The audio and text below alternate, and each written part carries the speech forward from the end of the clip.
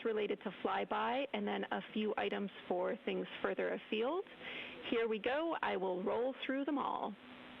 First off, we are looking forward to having science follow up with your observations as required on Orion to Earth throughout the flyby. Today, you will pass the Apollo 13 record distance at the end of the pre-lunar flyby conference. We are planning to call you with milestone words at that point at the end of the conference, not later in the allocated PAO time on Optimus. That will be your opportunity to share your thoughts to celebrate the occasion. As of now, we have one more liquid toilet use left until we hit our nominal limit, and then we will talk about what to do about it more soon. On that note, we're always looking for feedback, so Christina, if you had a chance to review that CCU use message that we mentioned in the mission summary, we'll take it. And finally, we want you to know that after yesterday, the entry folks are talking about allotting additional time for entry prep, including cabin config. It's not related to today's operations, obviously, but it is going on, so you can plan for more on that tomorrow as we focus on the flyby today. That's all I have for you for now. What do you have for me?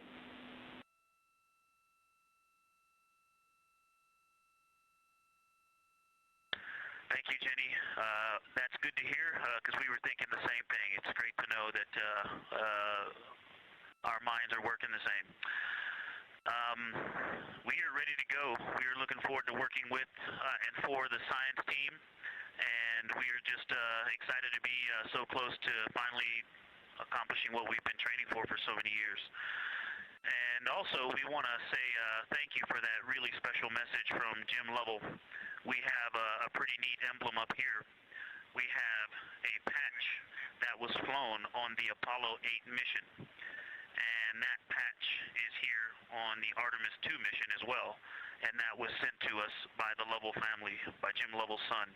And so that was a really special way to start the day. And he said to welcome the day. And he said to welcome us to the neighborhood. And it's great to be in this neighborhood. And we look forward to sharing this neighborhood with you all. We can't wait. We see the patch, and it's looking beautiful. Thank you. When this showed up in our office from his family, we were completely honored. And the Earthrise, which this crew is responsible for taking that photo, has been instrumental both to our crew as our ethos and values, but also just personally to myself.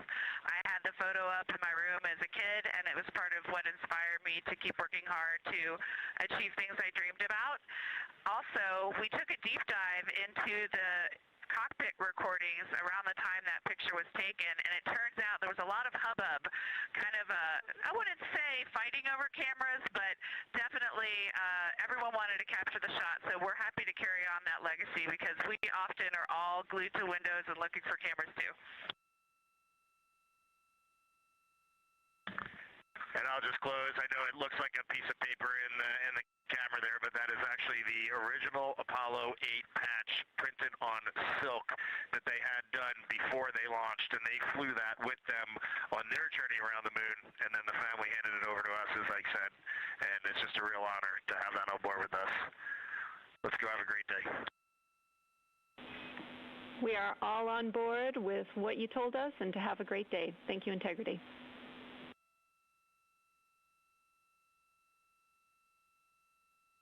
Exciting words from the ground and crew this morning. Have a great day, Houston and Huntsville.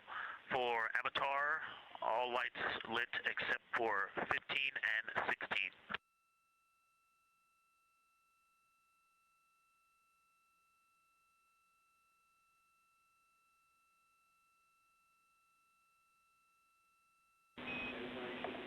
That is a good read on the Avatar LEDs. Thank you.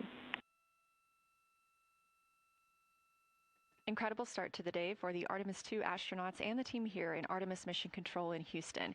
We have several streaming partners joining our coverage today, so ahead of that... One cleanup thing from yesterday, I did rediscover the unused chocolate snack from the DFDO.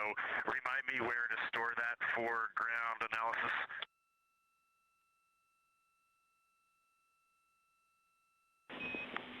Hooray! Okay, for a found snack, you can stow that in locker A1. Thank you, Reed. With our streaming partners joining us today, we will be going to a slate ahead of our broadcast start in just a few minutes. So just for those next few minutes, you can watch our live coverage on our YouTube stream, our second stream, but we'll be right back here at the top of the hour to kick off Flyby Day.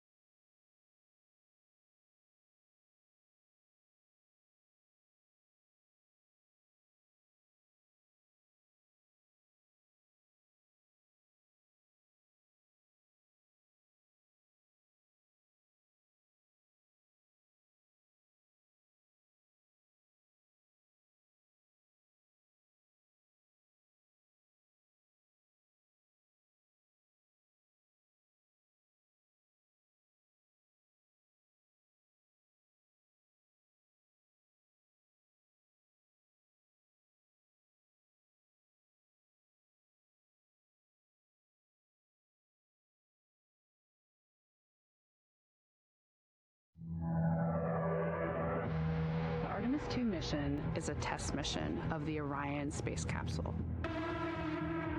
Artemis II will be the first time we put humans on this rocket.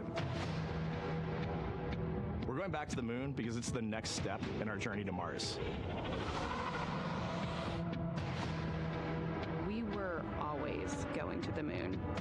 Pushing ourselves to explore is just core to who we are. That's a part of being a human. And lift off. We shall return. Continuing to test out every bit of Orion. Coming back to Earth, 7 miles a second. When humanity sets big goals. We can bring together genius from around the world. You have the best people on planet Earth putting this vehicle together. That's what's up. To innovate for the benefit of humanity and to inspire the world through discovery. And here we go.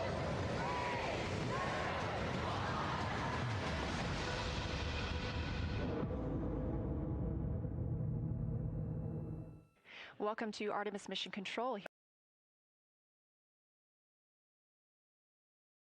Right now, the Artemis II crew and Mission Control are preparing to support today's lunar flyby, the first time we've sent humans around the moon in over 50 years. Integrity, you can use the OEs and your HHP camera for the milestone words at the Apollo 13 record distance. You'll notice that we pause every time we hear communications to and from the crew. They are the stars for today. This afternoon, the crew will have their closest approach of the moon and will surpass the record. That record just mentioned of the furthest humans have ever flown, set by the Apollo 13 astronauts in 1970.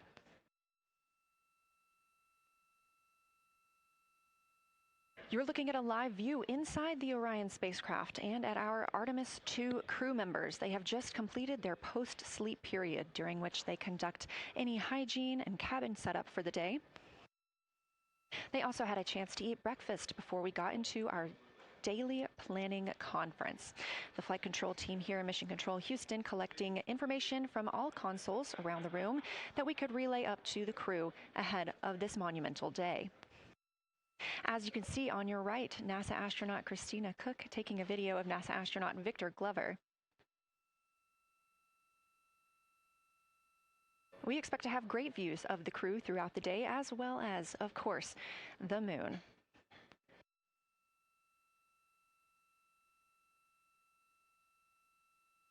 We expect to surpass that Apollo distance record in 55 minutes and 50 seconds.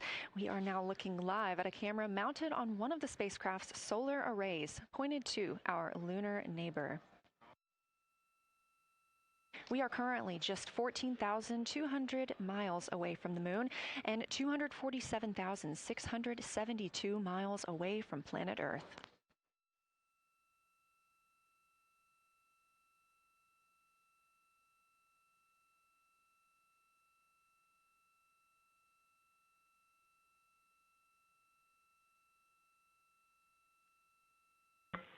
Houston, integrity for AGA. Ready to copy.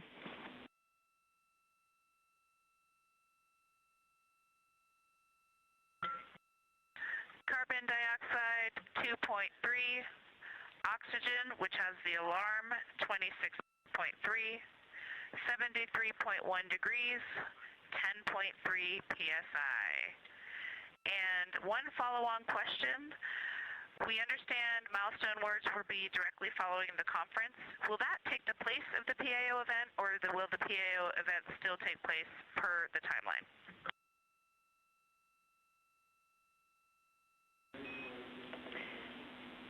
Good question, Christina. The milestone words that we exchange at the record distance at the end of the conference will take the place of the PAO timelined activity.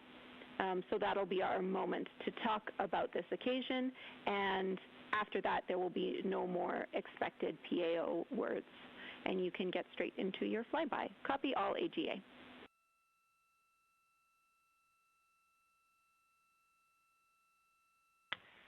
Okay, thank you. And final clarification, even though it's taking the place of it, it will all just be on OE1 with HHP camera, no additional video. Is that right? Affirm.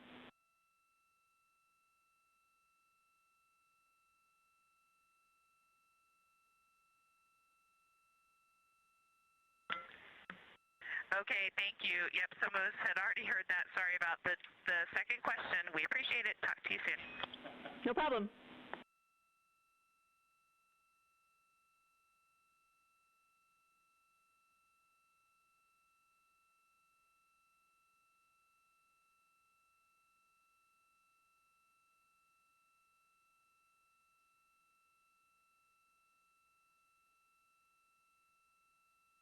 Those communications between NASA astronaut Christina Cook and Canadian Space Agency astronaut and today's Capcom, or capsule communicator, the one person here speaking with the crew right now, that is Jenny Gibbons. She is an Artemis II backup crew member here in Mission Control Houston. We are now 4 days, 18 hours, and 30 minutes into the flight of Orion for Artemis II. The Artemis II crew inside Orion lifted off atop the Space Launch System rocket on Wednesday, April 1st from NASA's Kennedy Space Center in Florida. Those 4 crew members are the first to live and work inside the Orion spacecraft, which they have named Integrity, and have been busy conducting meticulously timelined events. It was a beautiful ascent from Kennedy Space Center.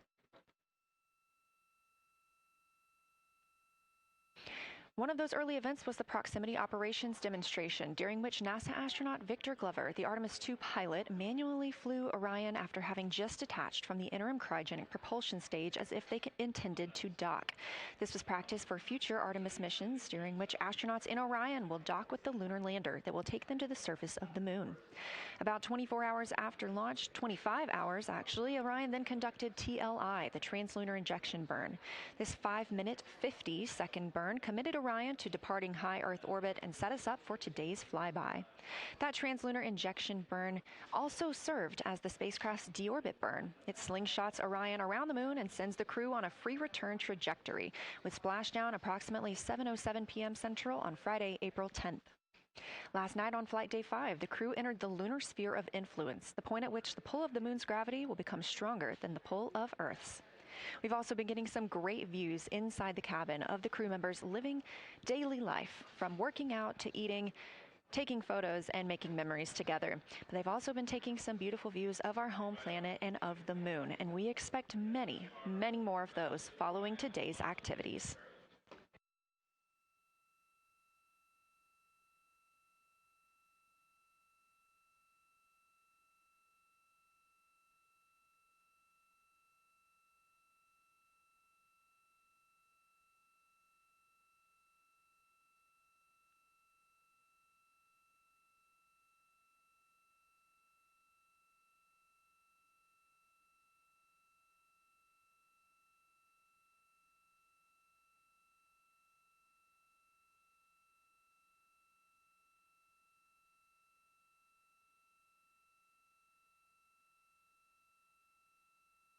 These live views back inside the cabin of Orion, but before we get into flyby, let's take a minute to get reacquainted with our crew. Reed Wiseman is the Artemis II commander and a Baltimore native. He's been in space once before. I think there was going to be some families heading into the viewing room today. If they end up showing up, could you just give us a heads up when they're there so we can just wave to them on the camera? Absolutely. And that was the voice of Reed Wiseman. He has been in space once before as a flight engineer. And if they don't come, you could just lie to us and tell us that they're there. That'd be great, thanks. We'll keep that in mind, too. And I'm sure they'll be here. Wiseman also has a great sense of humor. He was aboard the International Space Station from May through November 2014 as part of Expedition 41. This was a 165-day mission during which he and his crewmates completed more than 300 science experiments in areas like human physiology, medicine, science, earth science, and astrophysics. They set a milestone for station science by completing a record 82 research hours in a single week. He also served as chief of NASA's astronaut office from December 2020 to November 2022, and here on Earth he has 2 daughters. The Artemis II pilot is Victor Glover, selected as an astronaut in 2013, when at the time he was serving as a legislative fellow in the United States Senate.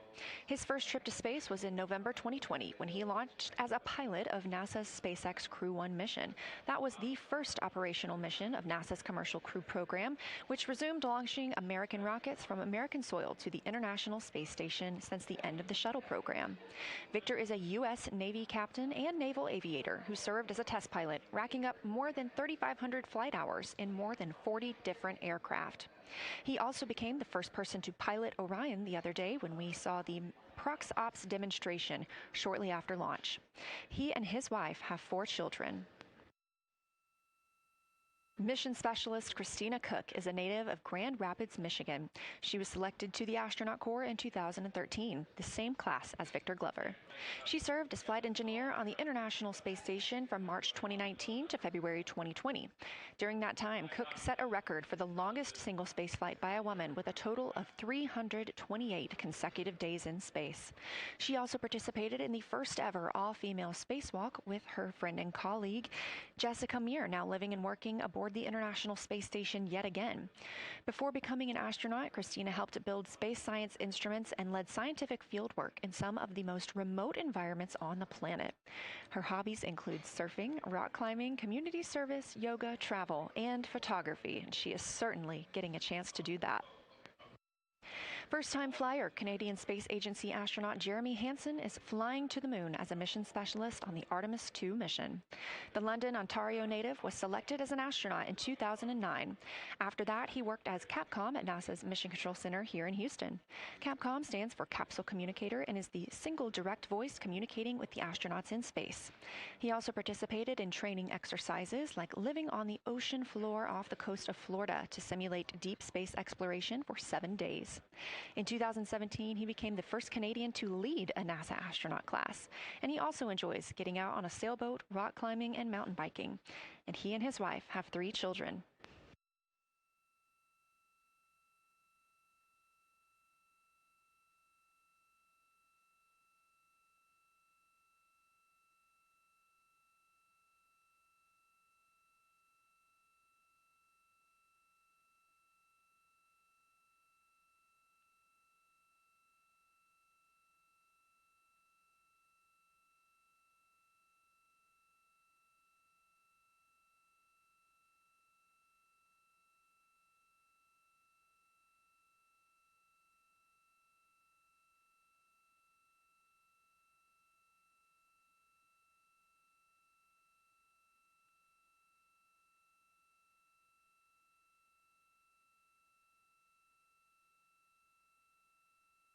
As you can see, the crew members have dimmed the cabin lights inside Orion.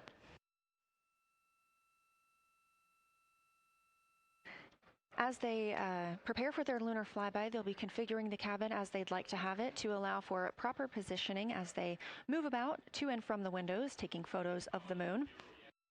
Dimming the lights also helps prevent reflections from inside Orion onto the windows. Ahead of this lunar flyby, let's dive in and explain what you can expect over the next several hours. The crew has about 6 hours allotted to make observations about the moon. Throughout the flyby, their activities have been precisely timelined. There are 5 blocks of time during which the crew will be observing the moon from Orion's windows. At any time, 2 members will be at the windows working in a pair. One crew member will be taking photos from window 2 with a blue shroud over the window. This can help prevent that glare or reflection from inside Orion. They have an 80 to 400 millimeter zoom lens to use.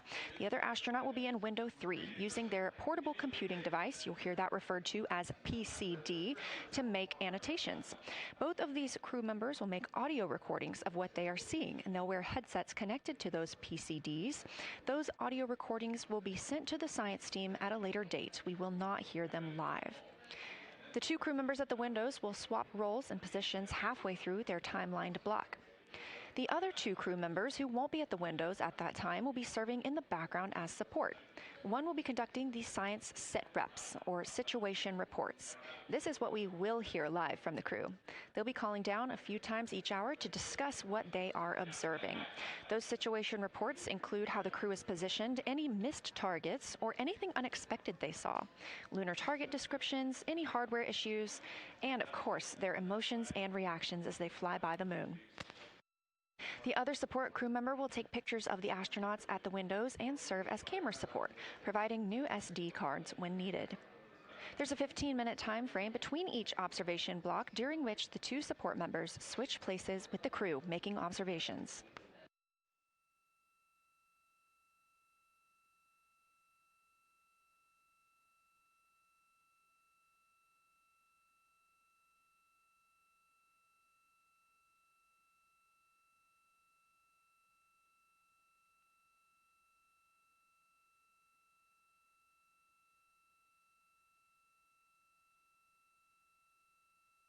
Two views, both coming from Orion. There on the left, the inside of the spacecraft, and on the right, a view of our moon, the destination for today.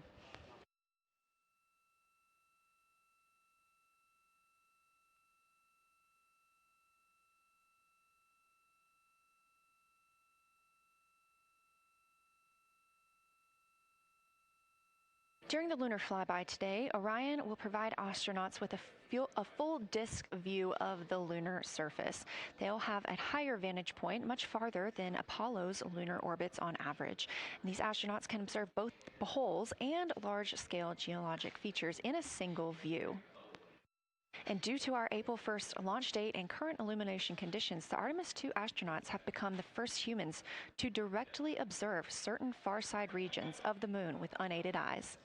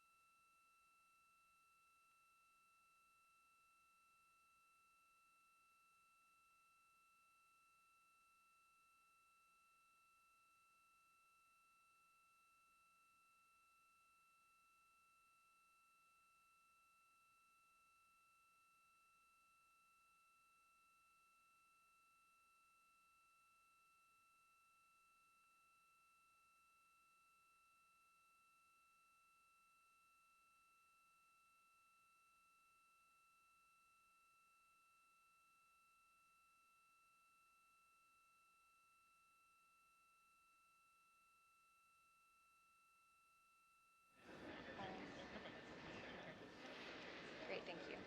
You ready? Go. It's me. That's okay. How do I, is it all?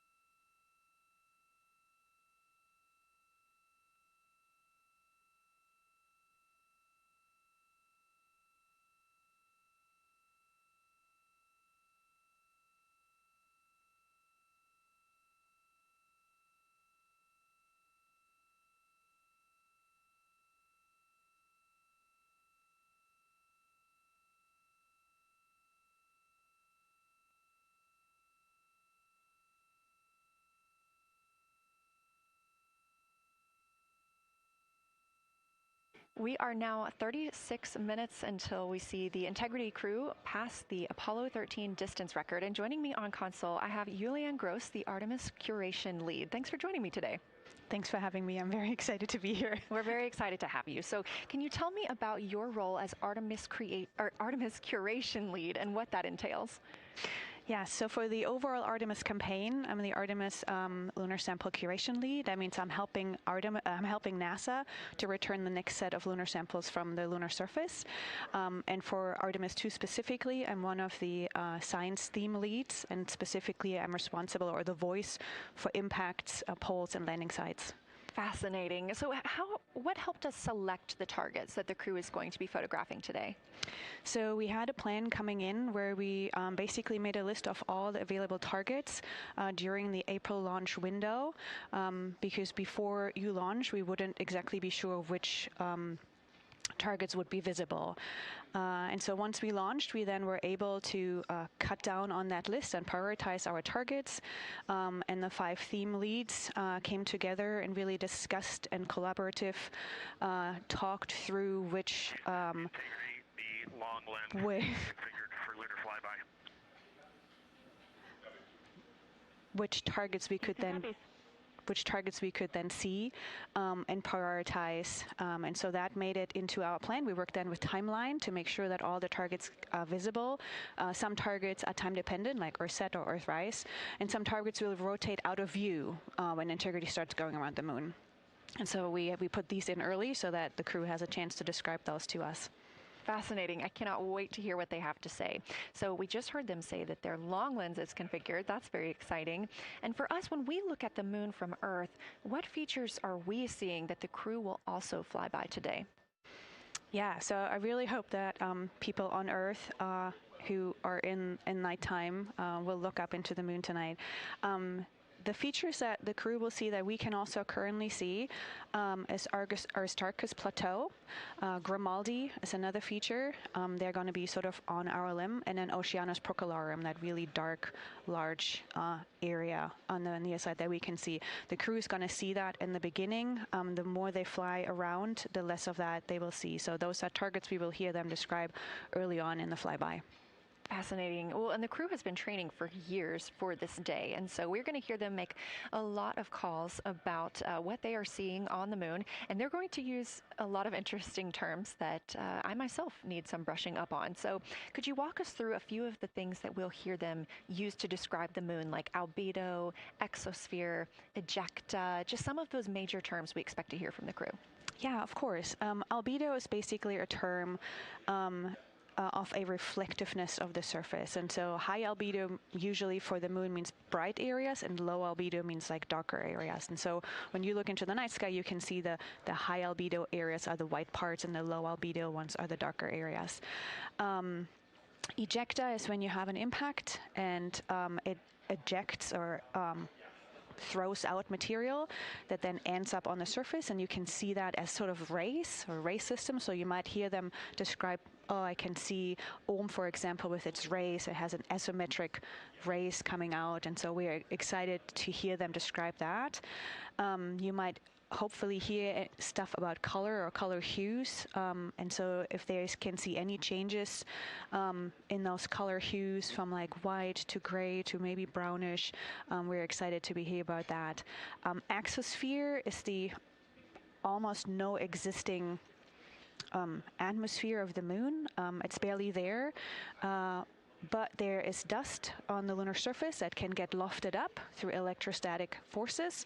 And when the sun goes behind the moon, it can scatter forward on those dust particles and sort of like create a little glow on the horizon. And so we're really excited to see if the crew can actually see that. This is so exciting. Thank you so much for walking through all of that with us. Julian Gross, Artemis Curation Lead, we really appreciate you joining us here today, and good luck to your team. Thank you. I'm really excited to be here.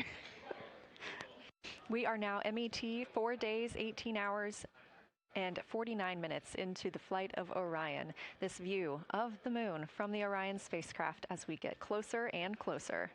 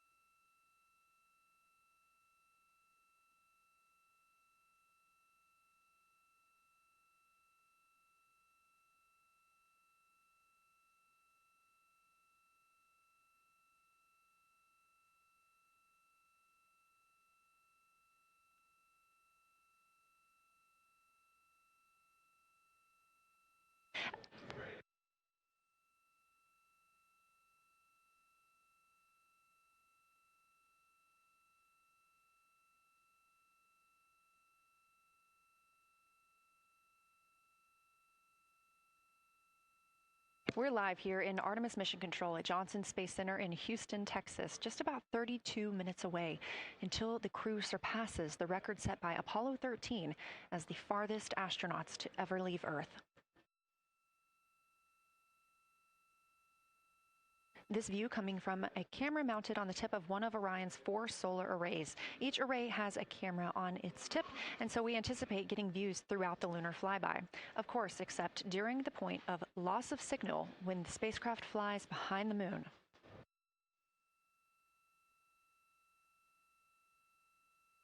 Inside the cabin, the crew are configuring the inside of Orion for today's flyby, making sure they have everything just where they want it to help them take the pictures that they are aiming for the science team here on the ground. Coming up in just a few minutes, we will have a pre-lunar flyby conference. During that Lunar Flyby Science Crew Conference, our science officer here on console, Kelsey Young, will be speaking directly with the crew members about their targets, about their goals for today, what they expect to see, and what we are hoping to hear from them.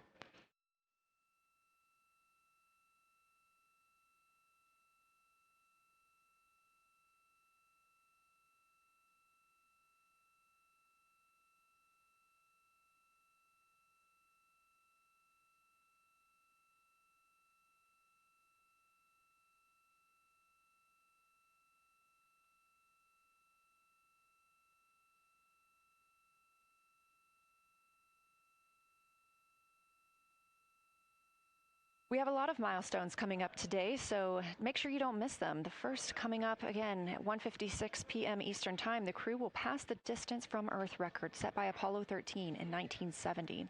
At 2:45 p.m., lunar flyby officially begins. The crew will have that time on their schedules to begin photographing and providing audio recordings of what they are seeing on the moon. At 7:02 p.m., Orion will make its closest approach to the moon, approximately 4,070 miles away. Of course, all of these numbers are going to have to be confirmed following the flyby. These are estimates, and we are working with orbital mechanics. At 7:07 p.m., Orion reaches its maximum distance from Earth, approximately 252,760 miles away from us all. At 8:35 p.m., the spacecraft will enter a solar eclipse. The crew will become the first to see a solar eclipse from the moon.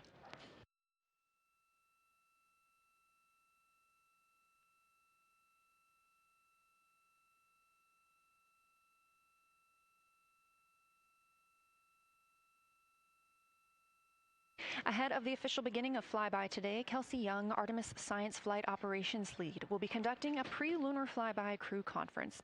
She will give information on camera setup, remind the crew of their intended targets, answer questions from the astronauts, and more. Young will help the crew set their targeting timeline, which counts down the time they have to image each target and what they'll be capturing next. She'll also remind them that the ground team will be calling for science sit reps, also known as situation reports. Those are essentially call-downs to report what they've been observing. They'll continue to do this even through their LOS, their loss of signal, as those communications will come down later on after they reconnect with us on Earth.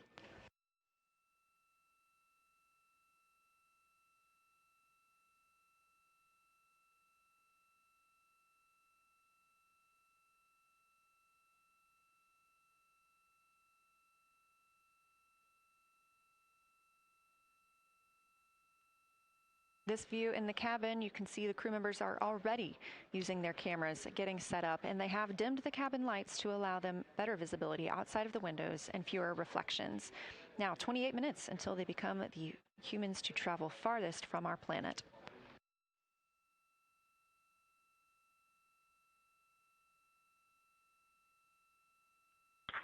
Houston Integrity, we are ready for the conference on your call.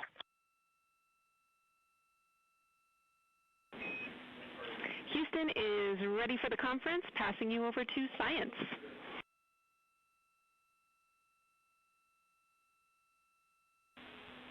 Good morning, crew. This is Science. We couldn't be more excited for a full day of lunar and planetary observations today, the first one in over 54 years. How do you hear me?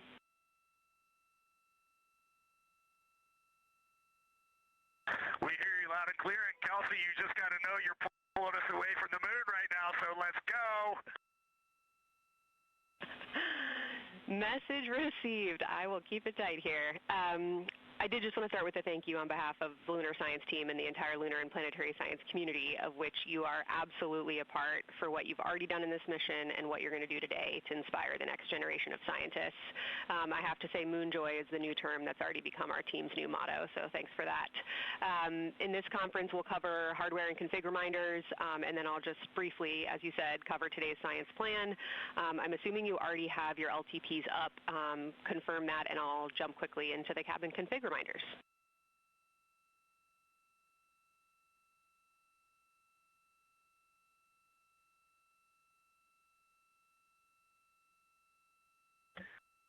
Okay, we have the LTP up just to give you a sit rep on board.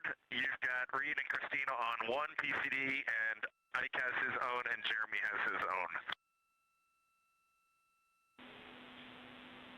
Copy that. That was going to be one of my questions for you, and I'll ask a question back. Is that the config that you and Christina plan to carry throughout the day for PCD use?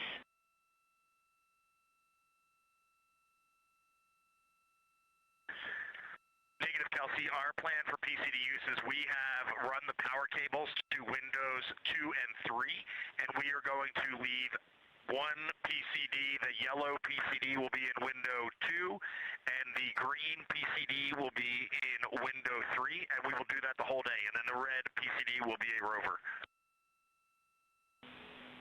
Understood. Super helpful. Recommend when you guys switch in and out of PCDs to add your initials to your OneNote annotations, just so we can keep track of whose is who. And then given that you have 3 PCDs instead of 4 for the data transfer at the end of the day, recommend making a new subdirectory entitled For Science for your own photos, or with your initials, that we can keep track of which pictures came from which flashcards.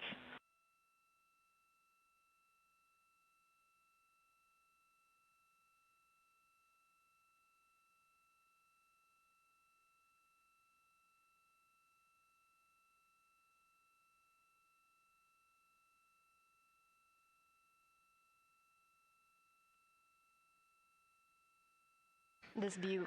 So, Kelsey, I just want to here's what we're doing. We have community cards in all cameras on board, and then when each astronaut approaches their camera, the intent is they will put their card into that camera for photos and then put the community card back in at the end of the session. But just know it is harder to manage cards than we thought, and we don't want to miss science, so it might end up a bit more disorganized. Understood. Thanks for that essay. Just read the flashcard numbers down when you get a chance, and we'll follow your lead on the best thing to do operationally during the flyby. With that, I'll move on to Windows. So the window characterization DFTO you guys did a few days ago confirmed that window 2 is ideal for imaging, so no change to config of photographer in window 2, observer in window 3, and science at reps in window 1.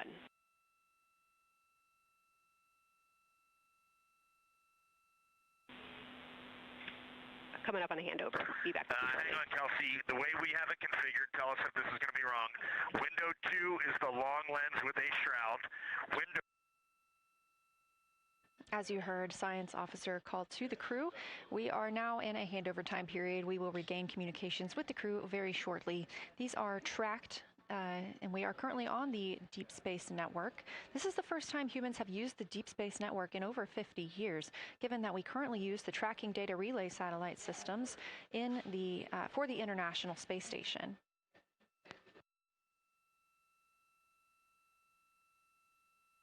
This view from Artemis Mission Control on the right is Kelsey Young. That's who you hear speaking with the crew. Young is the Artemis Science Flight Operations Lead, and we also look forward to speaking with her here today.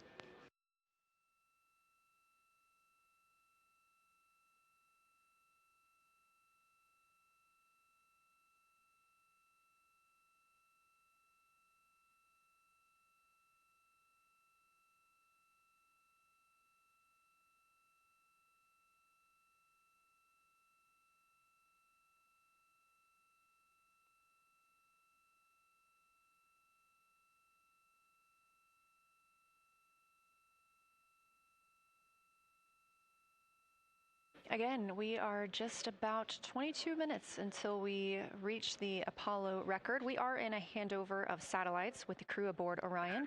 The T-shirt shroud for the Z9 and solar, and then window 3 will be for visual observations, and window 4 is for floater. And thanks, Integrity, for that. Reed, we had a handover during that time, so I'm going to have to ask you to give that read back on window orientation for the crew again.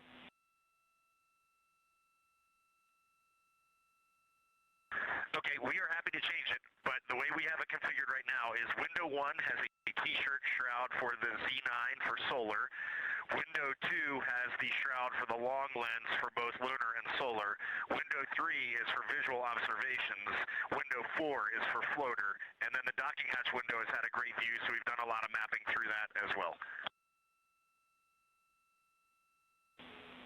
All right, copy all, Reed. A note just on the window 1 T-shirt shroud that you can remove that for the lunar observation block if you want to, if you want that extra view for another floater, but defer to you guys on that.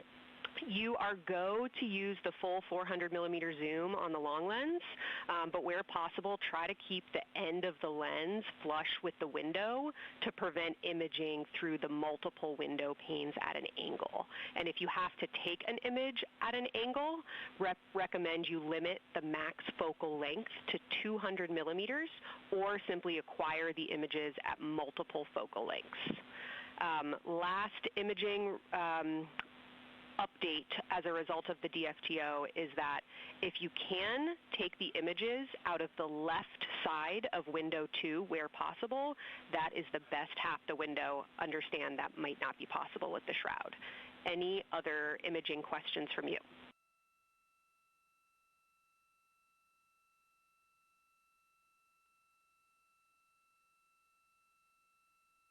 Okay, copy that. Okay, last couple reminders. Don't forget the ability to take the wave files to tag imagery that you are wanting to follow up on using the FN3 button on your camera. And then a couple quick notes on your LTP. We have refined your precise flyby timing since generating the LTP.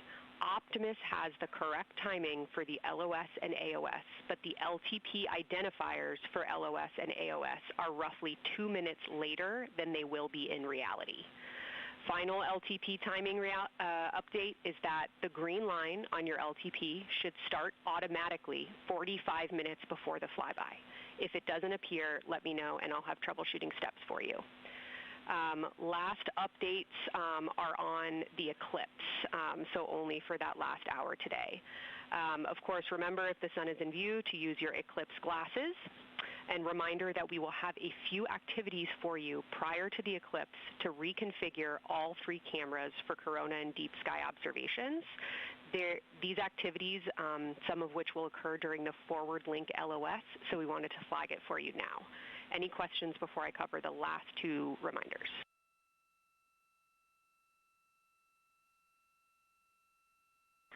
No, we have no questions on that. Last couple eclipse reminders, the sunset period and the first roughly 23 minutes of the eclipse will fall during that forward link LOS, but we'll still have a return link and we're still looking forward to your science sit reps and observations during that time. And I do have a reminder for you on your preferred starting config for the eclipse in terms of role responsibility. Let me know if you want me to read that up or if you guys have that in your minds already. And if no other questions on config, I'll give you a few science-focused reminders.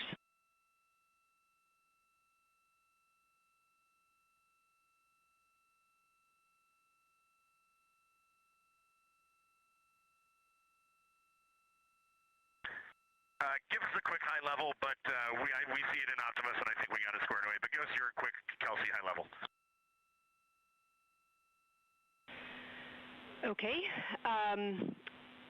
A couple changes from the first LTP you studied is that Glushko is the only feature that the same pair will view twice. That's Reed and Jeremy. That's why that's the only target you see that is marked as 1 of 1 and one of two and two of two. So Ohm and Orientale are in there twice, but they're by different pairs, which is why you don't see them marked accordingly. A note from feedback on your observations so far over the last couple days, a reminder that if you note structure and texture as well as color and albedo, please note any correlation between the two, and also a reminder that negative observations are still valuable science. So a lack of color or a lack of structure associated with color is also valuable.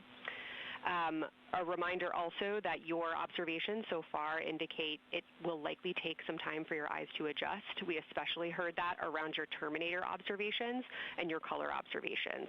So reminder to know that your eye adaptation is going to kind of come in throughout your shift, and let us know when you start to see that nuance. Last reminder is around Earthset and Earthrise. When you're viewing us back here at home, you'll be looking directly at Asia, Africa, and Oceania. So I'm sure people watching from those places here on Earth will want to give you all a wave as you take their picture. Any other questions for me?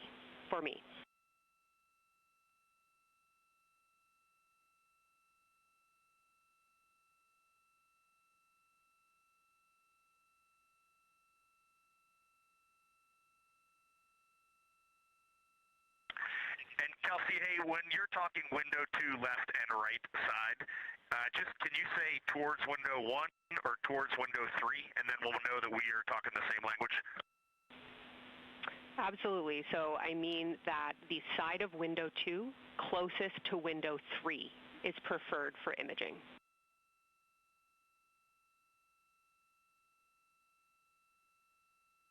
Okay, the side of window 2 closest to window 3 is preferred for recording. Stand by, we'll talk to the crew.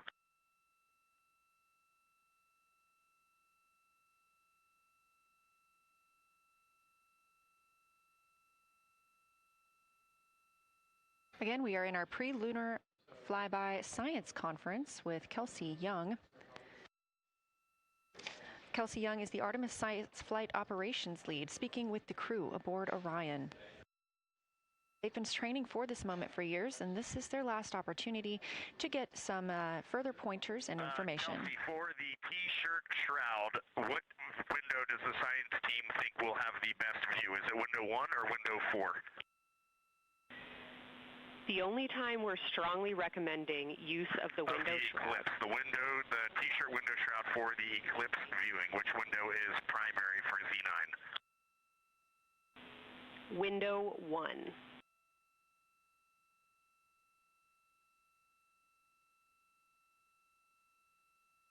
Okay, awesome. So we have got that all set up. And just to be 100% sure, window 1 is the most port window by the food warmer. Window 2 is right in front of seat 1. Window 3 is right in front of seat 2. And window 4 is on the starboard side by the side hatch. Do you agree with all that? We agree on the ground. Good readback.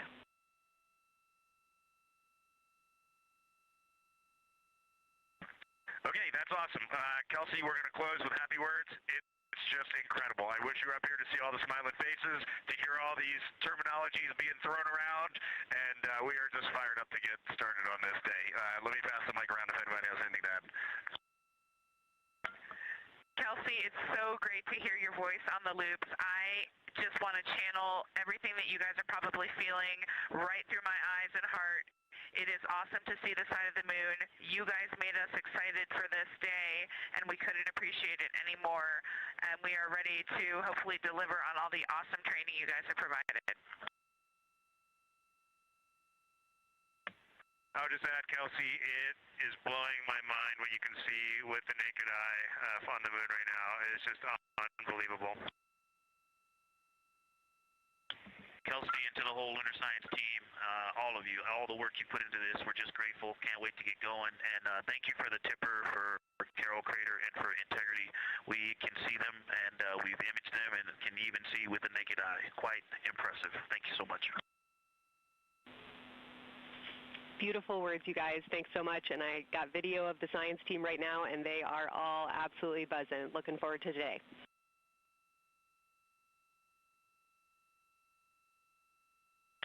Okay, we're heading into the timeline. Cheers, guys.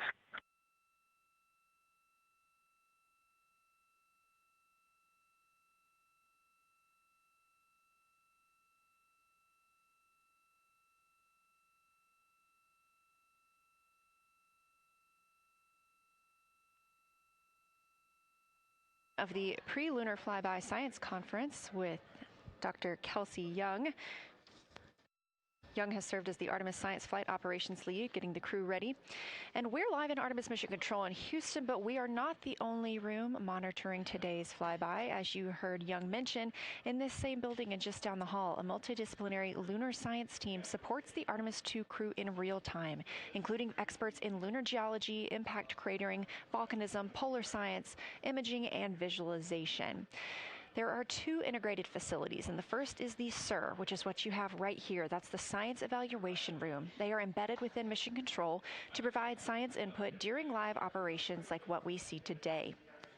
Additionally, and not pictured, we have the Science Mission Operations Room, a back room that processes data, evaluates imagery, and supports rapid analysis. Our science officer on console in Mission Control Houston serves as the primary interface between the science team and the flight controllers, ensuring science priorities are represented during mission execution. Again, today, that's Dr. Kelsey Young, who will be speaking with the crew during the time they're behind the moon. We will be speaking with her once the crew is behind the moon and out of communication with Earth.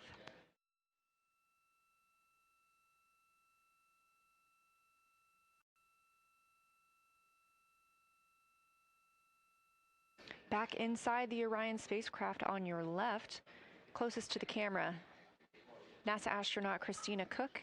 To her left, NASA astronaut Reid Wiseman. To his left, Canadian Space Agency astronaut Jeremy Hansen. And all the way in the back, NASA astronaut Victor Glover, our Artemis II crew.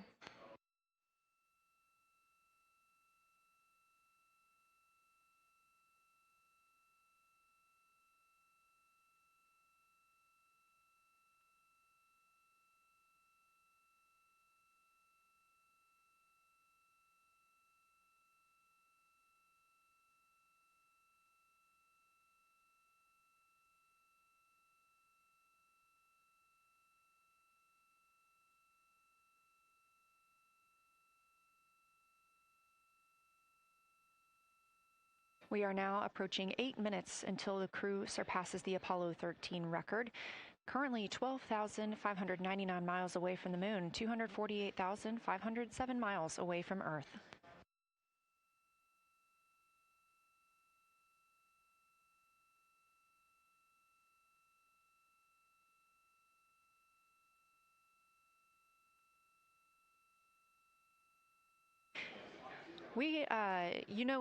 You may also hear the Orion spacecraft referred to today as Integrity.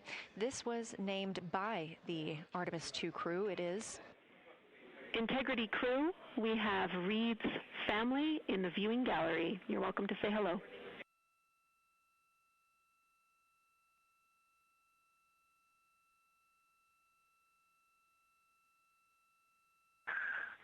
Well, whether you're being serious or you're kidding around, that is awesome to hear. Thanks, Jenny. And hello to Ellie and Katie. I don't know who else is there, but it's great to know that you're in Mission Control right now, following along. We are having a blast up here, and the view of the moon is absolutely amazing.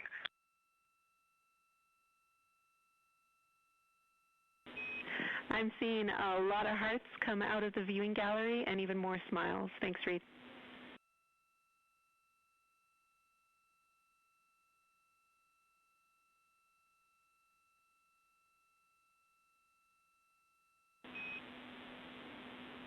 Copy heart, copy bracelet.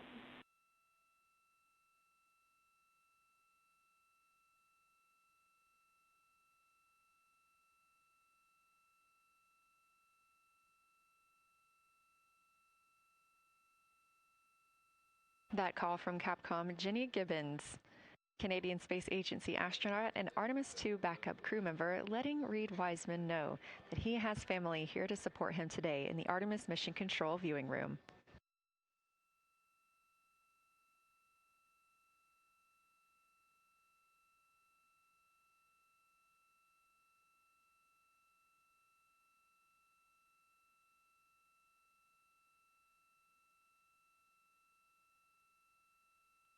As I was mentioning, we have the Orion spacecraft flying today.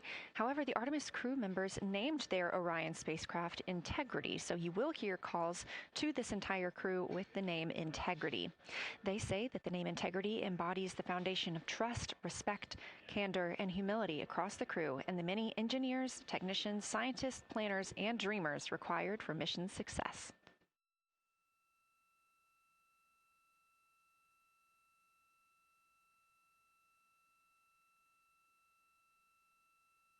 This view live from the outside of Orion as we continue. Preparing for our lunar flyby, now less than 5 minutes from surpassing the record set by Apollo 13 astronauts for the farthest humans to travel from Earth. This will not be the farthest that Integrity travels today. They will continue until they reach approximately a distance of 252,760 miles. That would be about 4,105 miles farther than Apollo 13. However, these numbers are our targets, and we will get confirmation on those numbers as soon as we possibly can and share them with you all.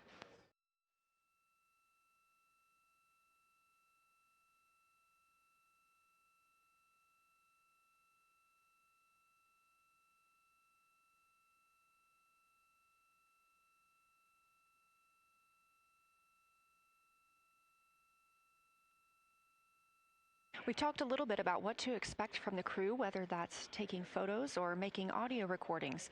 To get a little more detailed, Reed Wiseman and Jeremy Hansen will be up first to capture imagery and record audio on the portable computing devices. You hear those referred to as PCDs, while Victor and Christina serve as the support members. The crew will switch windows and roles halfway through their shift, and 1 hour and 5 minutes later, Victor Glover and Christina Cook will be the next crew members at windows 2 and 3 to take photos and make annotations, while Reed and Jeremy take on those support roles. There are 5 viewing blocks, and the crew will swap out with each one. During 2 of the blocks, the 2 support members will also be able to enjoy their midday meal.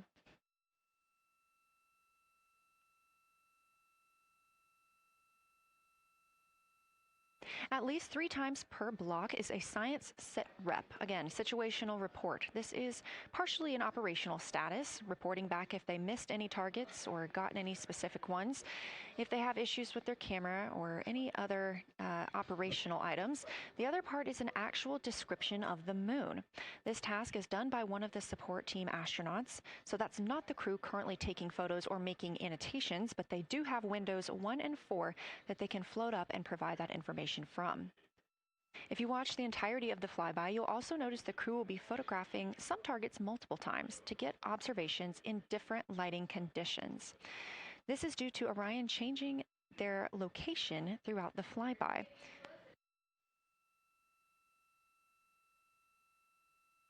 What this crew will be able to capture in a couple of hours of the same targets in different lighting would take orbiters years to do because of solar and spacecraft positioning. This crew has studied the moon extensively, and they're also familiar with what the science team calls the Big 15. These are 15 features that they've memorized, so at any time, they'll be able to see 5 of those and help orient themselves and where they are around the moon. Those targets are diverse and complex in their geologic history, and observations of them could help answer some big-picture science questions.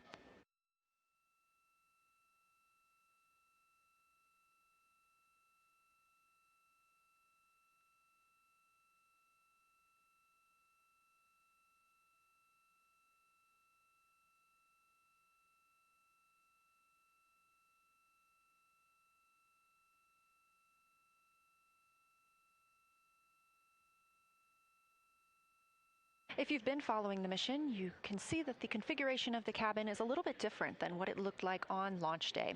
After ascent, the crew were allowed to reconfigure their spacecraft, and you can see that they've taken down seats. They have also taken away footrests. This gives them more opportunity to move about the spacecraft.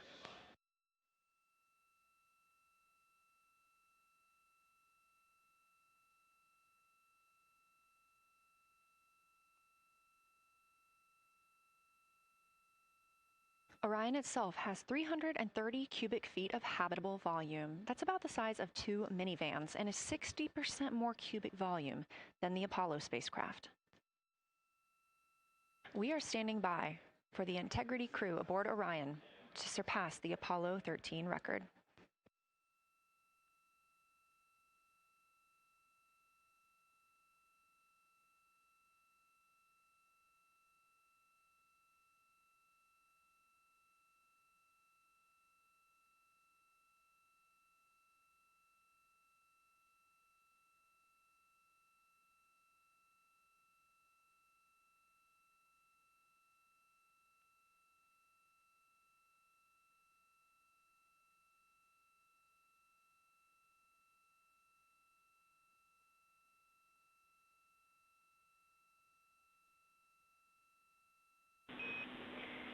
Integrity crew, on April 15, 1970, during the Apollo 13 mission, 3 explorers set the record for the farthest distance humans have ever traveled from our home planet. At that time, over 55 years ago, Lovell, Swigert, and Hayes flew 248,655 statute miles away from Earth. Today, for all humanity, you're pushing beyond that frontier. Integrity, over to you.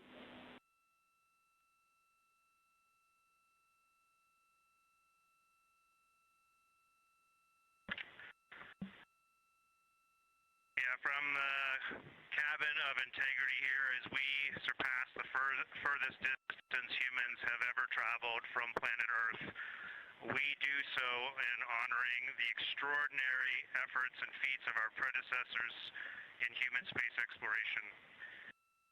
We will continue our journey even further into space before Mother Earth succeeds in pulling us back to everything that we hold dear. But we most importantly choose this moment to challenge this generation and the next to make sure this record is not long-lived.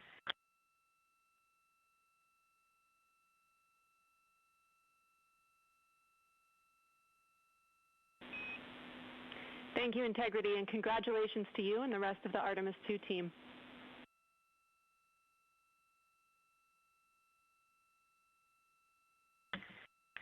Thank you, Houston. We have a couple more things we'd like to take this moment for. Our science team helped us out with a couple of relatively fresh craters on the moon that have not been previously named, and our crew would like to propose a couple of potential names for those items or those areas. And we spent a bit of time this morning looking out the window, and we're able to see them now both with our naked eye and through the long lens, and so we feel this is a good time to send this down, and a special shout out to Kelsey for helping us with this. The first one we'd like to suggest is a named crater in honor of our great spacecraft, Integrity. And so if you were to look at Orientale on the far side and then draw a line straight up to Ohm on the far side, relatively in the middle is an unnamed crater, and we would like to suggest it be called Integrity in the future. And the second one, and especially meaningful for this crew, is a number of years ago we started this journey in our close-knit astronaut family, and we lost a loved one. And there's a feature in a really neat place on the moon, and it is on the near side, far side boundary. In fact, it's just on the near side of that boundary, and so at certain times of the moon's transit around Earth, we will be able to see this from Earth. And so we lost a loved one. Her name was Carol, the spouse of Reed, the mother of Katie and Ellie. And if you want to find this one, you look at Glushko, and it's just to the northwest of that, at the same latitude as Ohm, and it's a bright spot on the moon. And we would like to call it Carol, and you spell that C-A-R-R-O-L-L.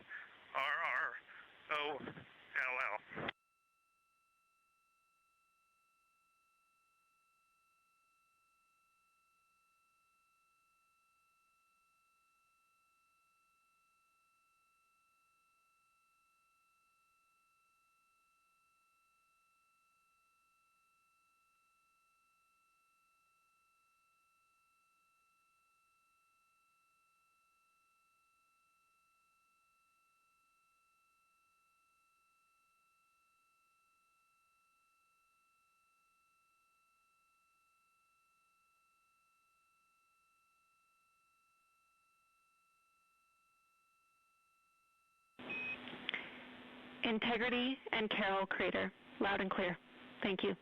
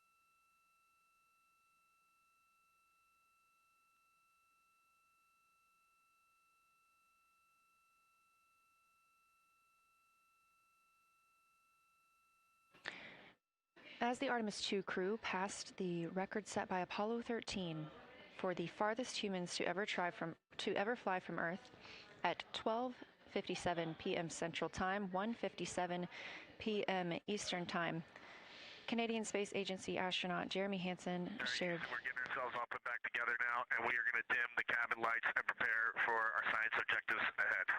Thank you. Sounds good. We're doing the same down here, and you're maneuvering to your observation attitude.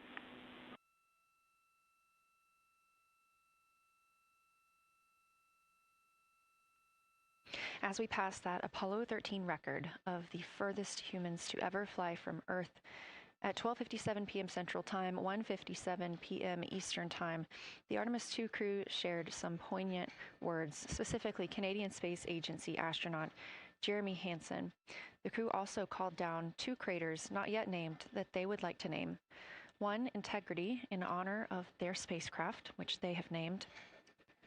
That's near the Ohm crater. Another near Glushko, which is a bright spot, named Carroll, in memory of Reed Wiseman's wife.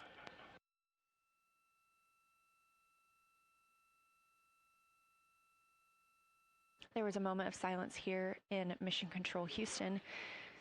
And now the team and the Artemis II crew are ready to begin their lunar flyby.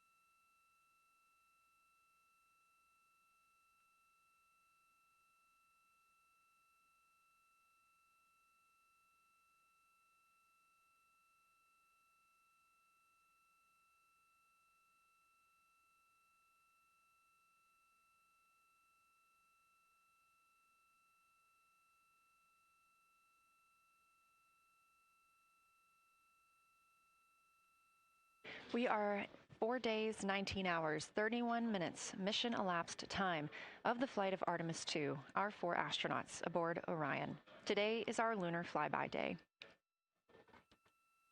The spacecraft is currently about 12,000 miles away from the moon, and you can keep up with the distance from Orion to the moon and Earth by visiting nasa.gov/track Artemis. Or you can just stay with us here because we're going to be telling you throughout the day.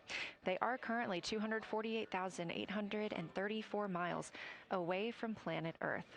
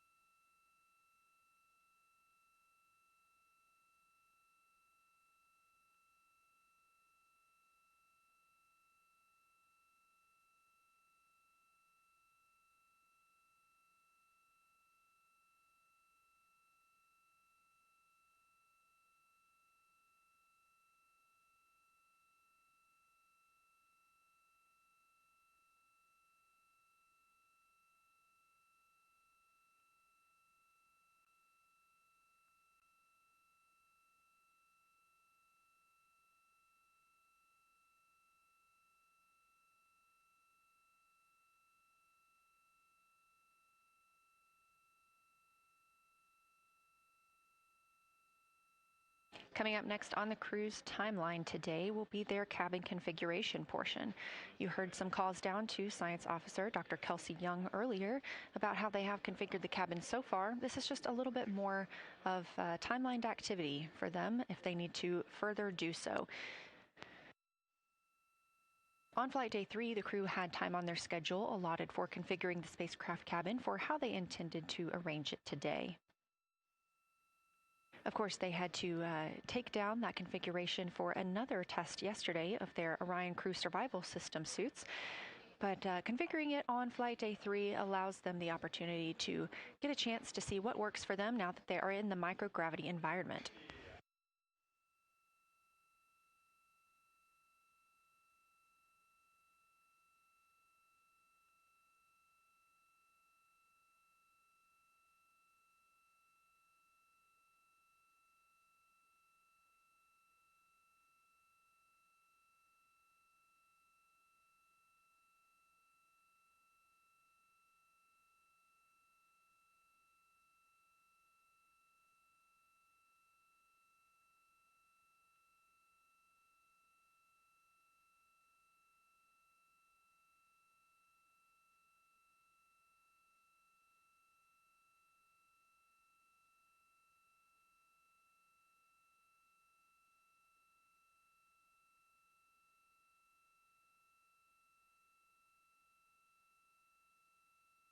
Again, the crew is about to begin their cabin configuration portion of their timeline, though they have been working that already, as well as potentially during their post-sleep period this morning. The official lunar flyby observations are slated to begin in just about 40 minutes. That's when we'll have the crew at the windows photographing the moon, as well as making calls down about what they are seeing.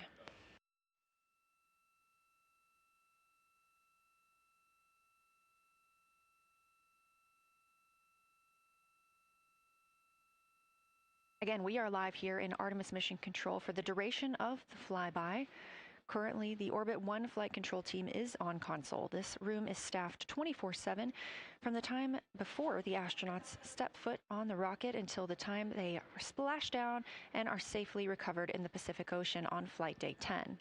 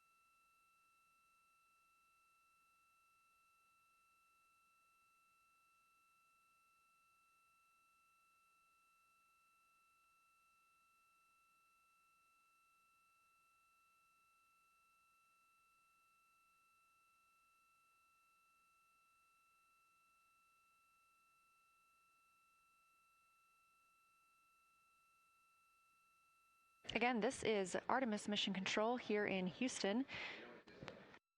We are now 11,777 miles away from the moon. We did pass the Apollo 13 record of farthest humans away from Earth at 12:57 p.m. Central Time, 1:57 p.m. Eastern Time. That distance, 248,655 statute miles from the Earth, continuing to be exceeded by the crew. They will reach their farthest distance from the Earth around 6:07 p.m. Central Time. At that time, they will be in an LOS, or a loss of signal, with us on Earth, as they'll be flying behind the moon.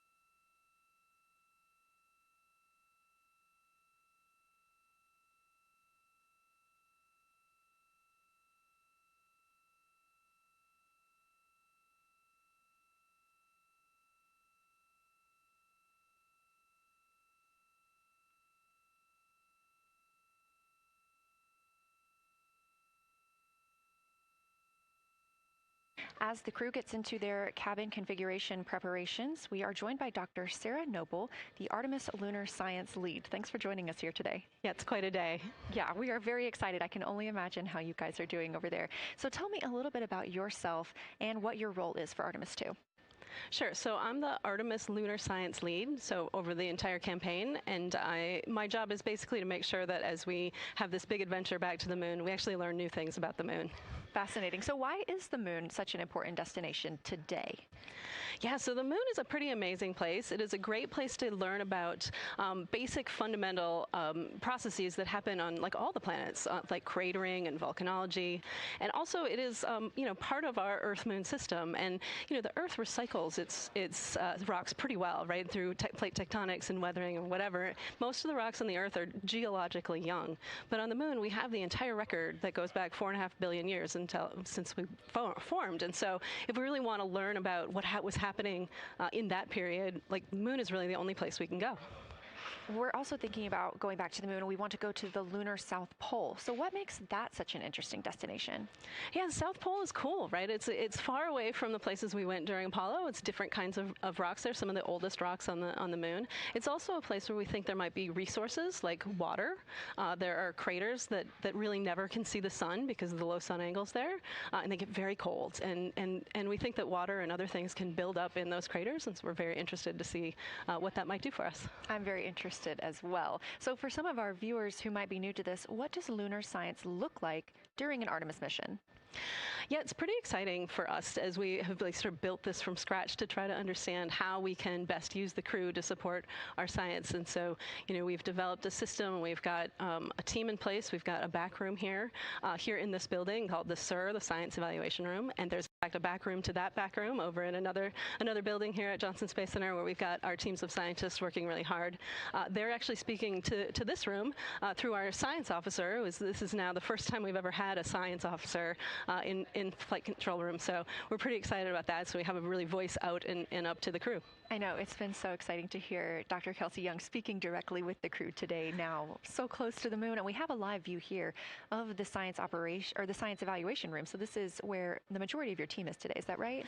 Yeah, that's right. This is a big chunk of our scientists. You can see them in there now working hard, trying to get ready for the day. And then again, there's a second room where we have a lot of our data folks, where the data will first come down and they'll sort of sift through the data and get it ready for this team to take.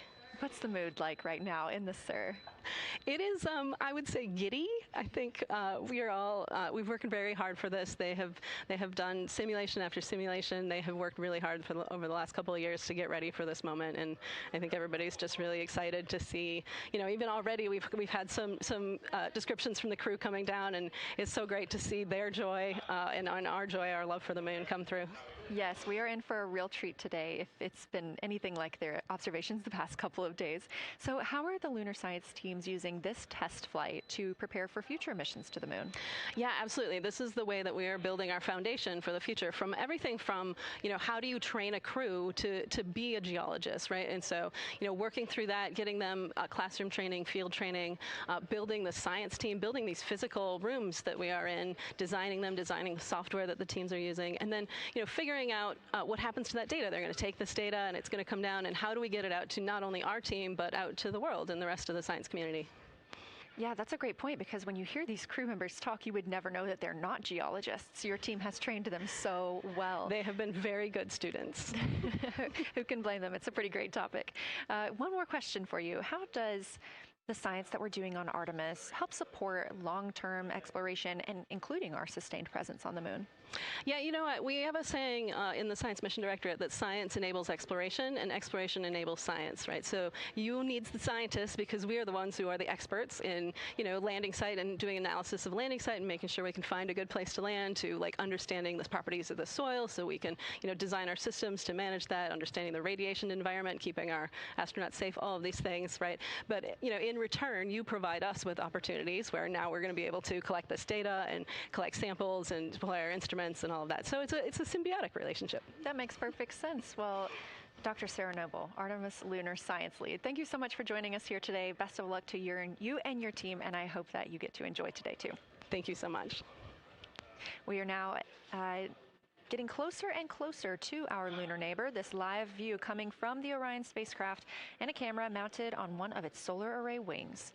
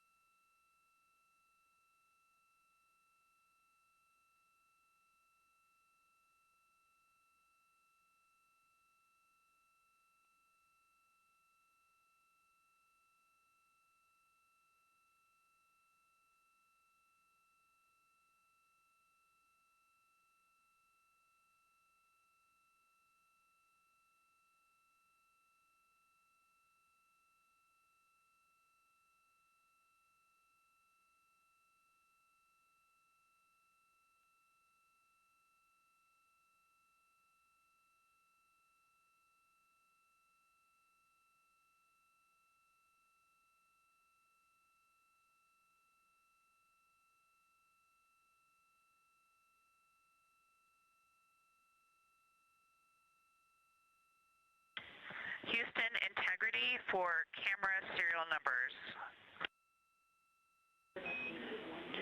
Ready to copy.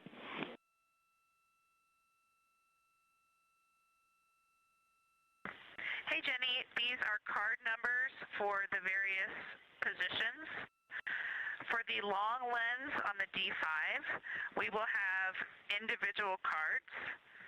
Victor's 1008, Jeremy 1019, Reed 1012, myself 1015. For the Z9, we will have one card that is dedicated for today, serial number 1007.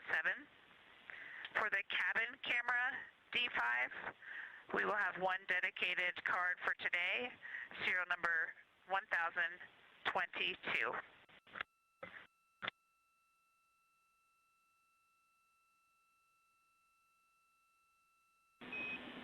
All right, Christina, we copy all. Thank you.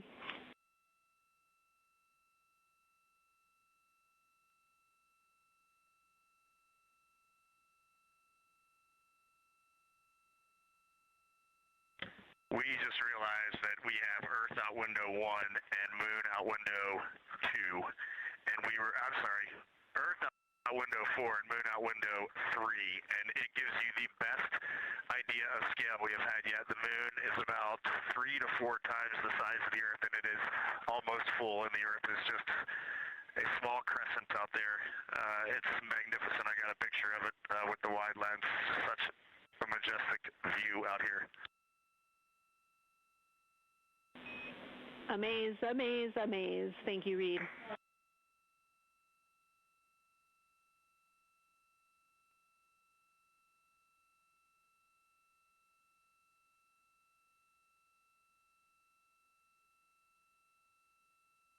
Those are some of the communications we're excited most about today. Commander Reed Wiseman calling down their view right now. Obviously a little bit different than what we can see from this solar array camera. They are looking through the windows of the Orion spacecraft, able to see at the same time Earth and the Moon. You also heard NASA astronaut Christina Cook calling down some of the cameras that they will be using today. The crew is in that cabin configuration portion, and we expect the lunar flyby observation period to start in just about 20 minutes.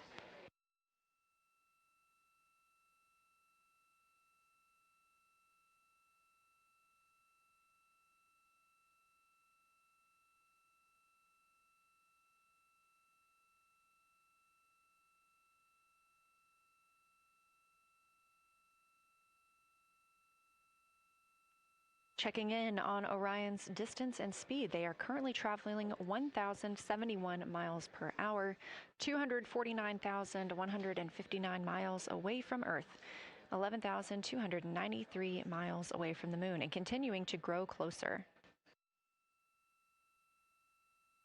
At closest approach to the Moon today, the spacecraft will be just about 4,070 miles away from the lunar surface. This will be during our loss of signal with the crew as they travel behind the Moon, and we will await their return to get the official number for you for how close they come to our lunar neighbor.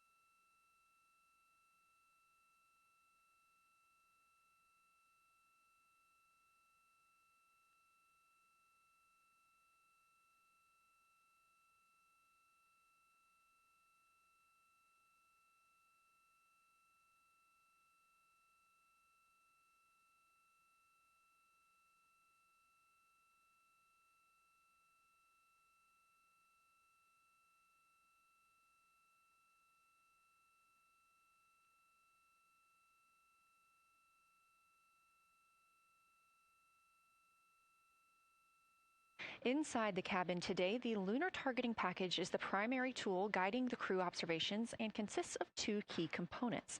The Lunar Geography Review helped the astronauts study major lunar features in advance and help learn how to orient themselves during the flyby. Because, of course, the moon is not actually labeled like it appears here when we look at this map. The Lunar Targeting Plan provides a detailed timeline of observation targets, background science context, and specific instructions for the pictures the crew should take, as well as the verbal descriptions that will be helpful to the science team reviewing them later. This is a screenshot from their lunar targeting package, and a screenshot specifically of that lunar. Integrity for attitude. Go ahead.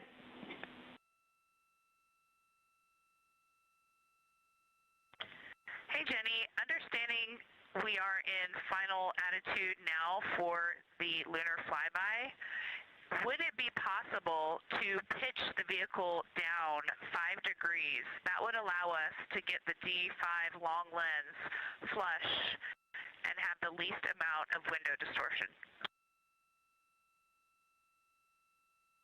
We're checking. That call from Christina Cook, NASA astronaut and mission specialist on Artemis II. Copy. The Orion spacecraft is positioned in a specific attitude to allow the crew to best see the moon outside of their windows today for this imaging opportunity. That call was a request for a potential attitude shift just slightly, another 5 degrees, to give them a better view and to give them a better opportunity to use their long lens camera. They'll also be using that lunar targeting package we were discussing. I am following along with that real time, so I'll be able to share with you exactly what targets the crew is looking at and when. They also trained with a lunar science passport. It's a little reference guide used on Earth to reinforce recognition of key lunar features. It is not on the flight, but it was a significant study tool for the crew to get them ready for launch. The apparent size of the moon will change throughout the flyby, and it'll appear roughly like a basketball held at arm's length at the crew's closest approach. That reinforces the need for careful planning and practiced observation techniques.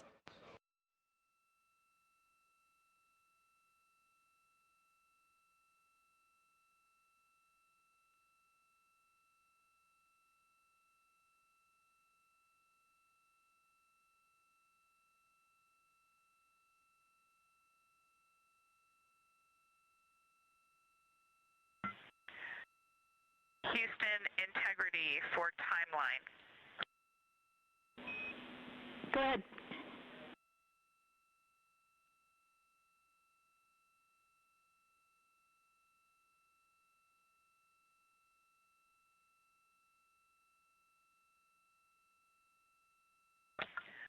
Hey, Jenny, just to make absolutely sure that we start observations when expected, we are showing in Optimus that observation time starts in about 15 minutes, and in LTP that our first target, discussion 1, starts in about 29 minutes. Can you confirm you'd like us to start discussion 1 in 29 minutes at 1900 GMT?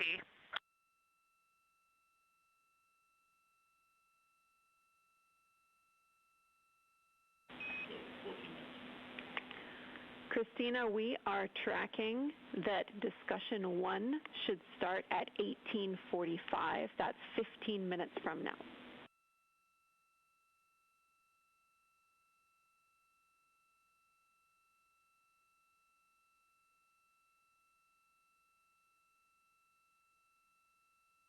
Okay, copy all. It may be a granularity issue with LTP, but understand that we start that observation in 15 minutes, and I bet when we get there, the green line in LTP will match the start of the white band for discussion 1.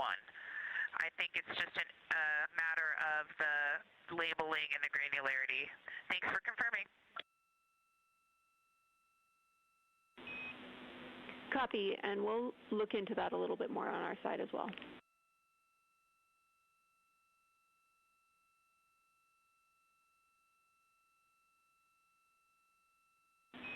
Christina, can you verify for us that your green line is moving on the timeline page of your LTP?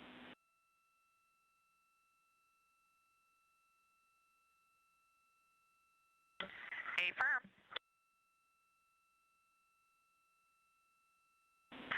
Jenny, I do think we're good. Looking closer, I see the labels are just not aligned with start or end times of the white visible bands. It fully makes sense now, so I think we are all set. We'll look forward to starting some observations in about 13 minutes. Copy. Thanks, Christina.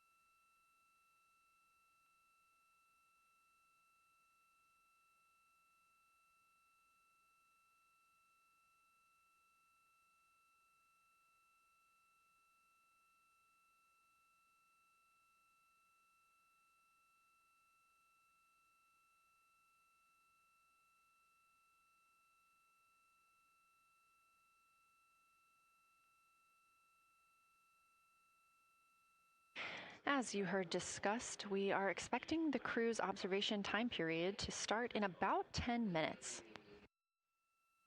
First, they'll be conducting a warm-up, warming up to their science observations of the moon. They'll be discussing with each other, helping each other orient using the major landmarks that they've studied, asking what is familiar. If we roll left, port 5 degrees, that would get the moon closer to the left side of window 2.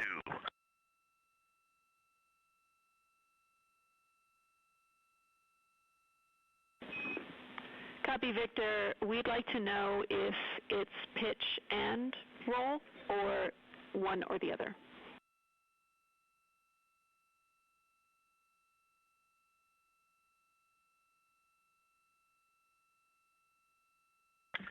Jenny, we actually thought you already put the pitch in. Had the pitch been put in already? No, we need a little while longer to talk about it.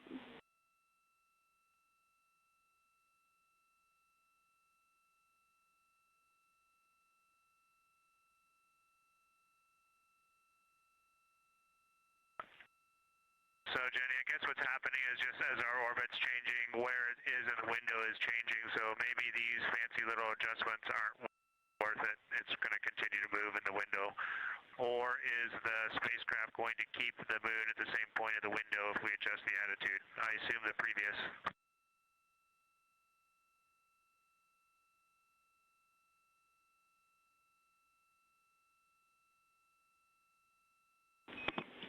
Right now, we are pointing the center of the window to the center of the moon with 2 degrees of deadband.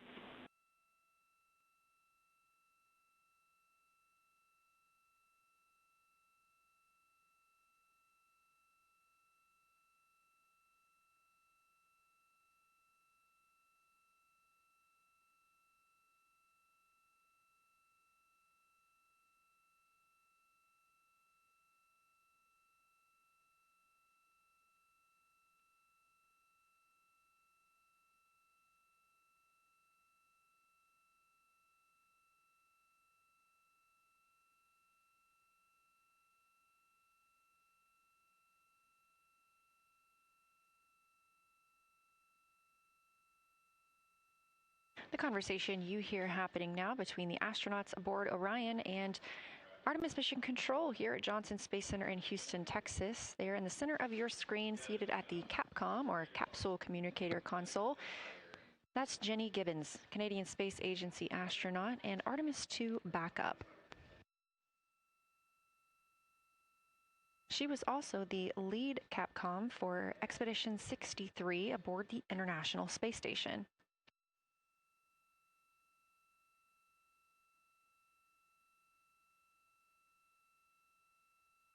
The crew is requesting some attitude changes to the spacecraft to allow them to better image the moon, our priority for today. Of course, those have to be discussed on the ground before they are put into work aboard the spacecraft, so the team is taking some time to do so. You also heard Gibbons reference that we are into dead bands. Dead bands are essentially keeping us in the lane in which we're traveling. If you're familiar with lane assist in your car, very similar in this case.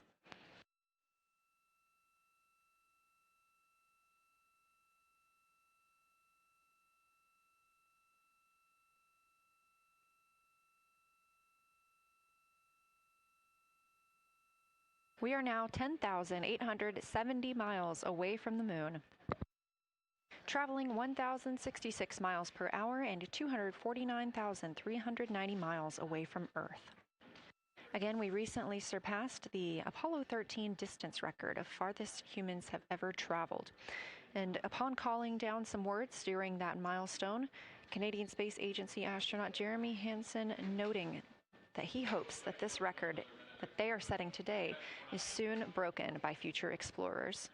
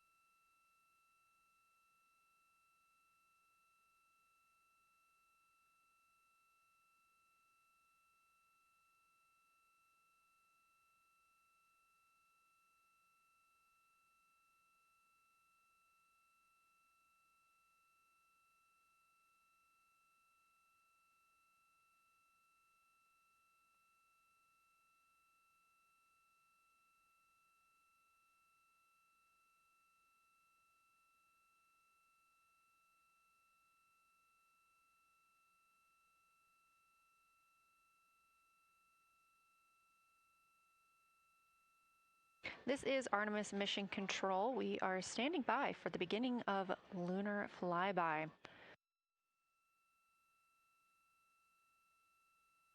Expecting that to start in just a few minutes when the crew will begin a warm-up discussion preparing for the day.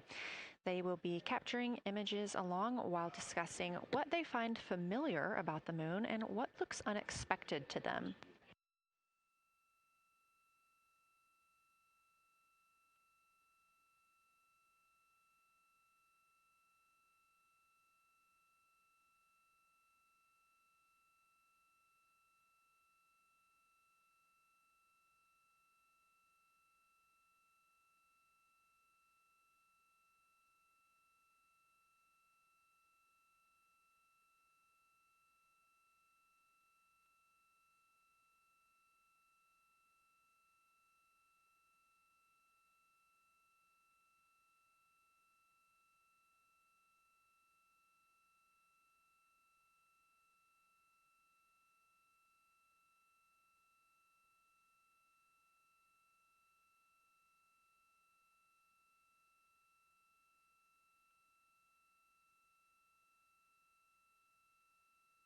Again, just minutes away from the official start of Lunar Flyby, or when it is timelined for the crew.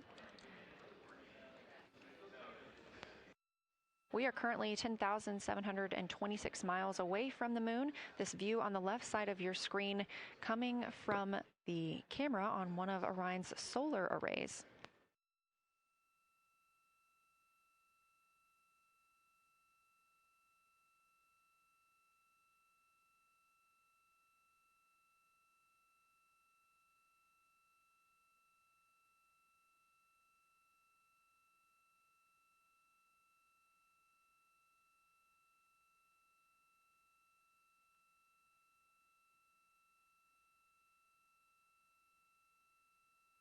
Other conversation points while the crew are getting ready for their flyby today.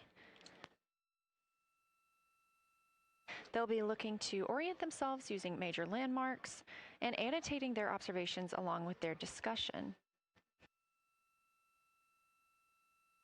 They'll have 10 minutes for that warm-up discussion.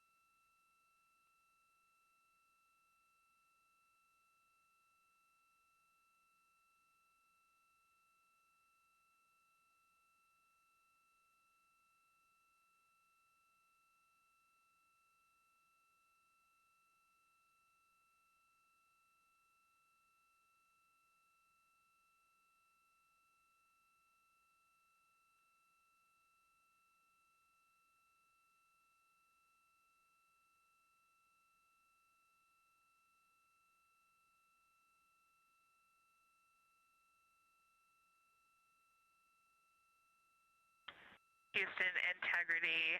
We have two folks at the window deep in discussion talking about all of the awesome features that they're seeing.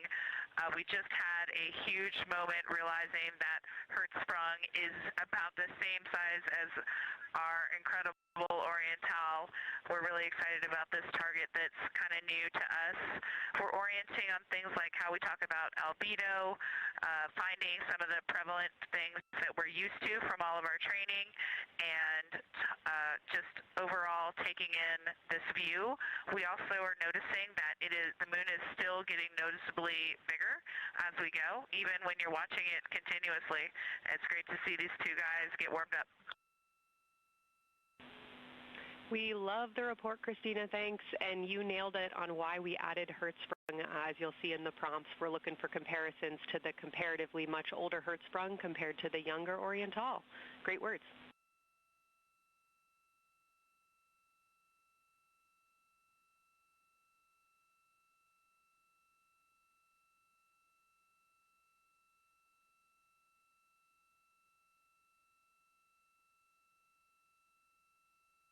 This is Artemis Mission Control. That was the voice of Dr. Kelsey Young speaking with the astronauts aboard Orion as they begin their observation period and lunar flyby.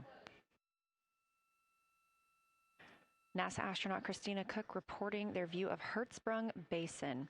The team here is looking for centered images of the basin at a full zoom, and they're hoping that the astronauts can image and describe the inner and outer rings. This is considered a degraded basin with a floor, rings, and ejecta compared to a younger Orientale basin.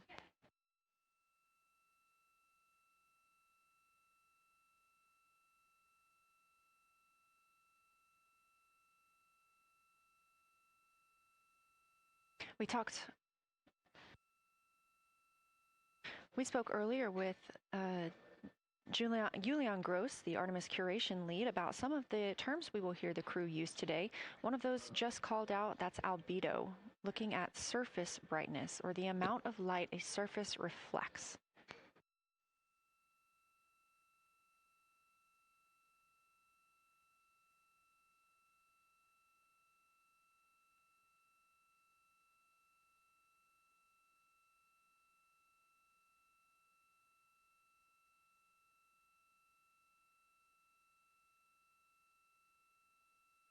A few more terms that we hope to hear today during the crew's sit-reps or situation reports include embaying. This refers to one feature that surrounds another. That usually is a higher relief feature. Houston Integrity, one report from the crew at the windows. We can actually see the moon and Earth at the same time right now. It's interesting because the Earth looks way brighter, so the Earth itself seems to have a much higher albedo than the moon. We think this is independent of our eyes focusing because, of course, the Earth is much smaller than the moon in our view, so you could think that your eyes focus for the darker sky, and that it means that it only has apparent brightness more than the moon, but since we're seeing both in the same view, we do think that this can be inferred as the Earth as a whole has a higher albedo.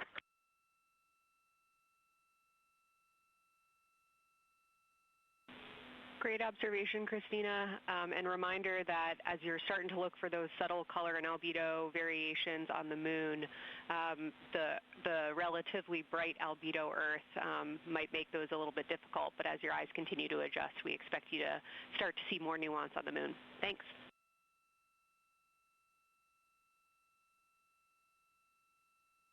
Great call. Thanks for the reminder. We're all going to be experts in lunar terminology by the end of the day. Another one we expect to hear is mare. These are dark regions paved or filled by volcanic deposits. You also can hear them called seas, oceans, lakes, or marshes, or other bodies of water.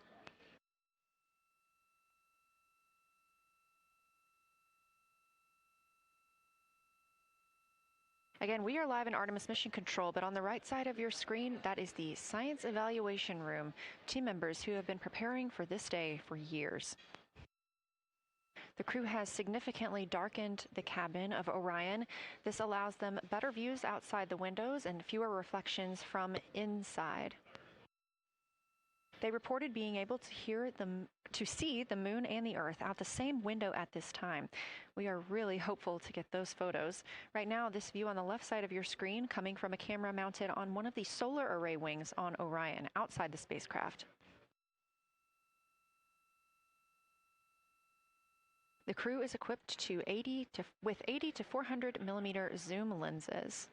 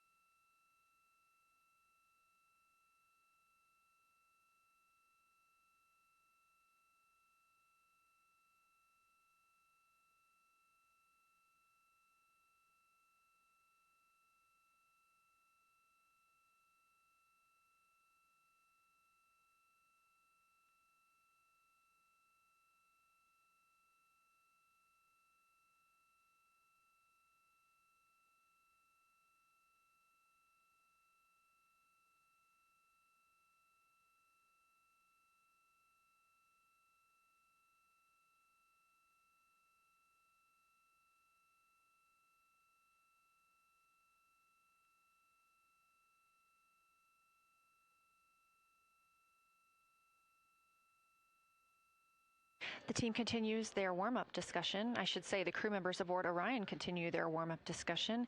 However, they are about to be prompted to move on to discussion number 2, which is near side and far side.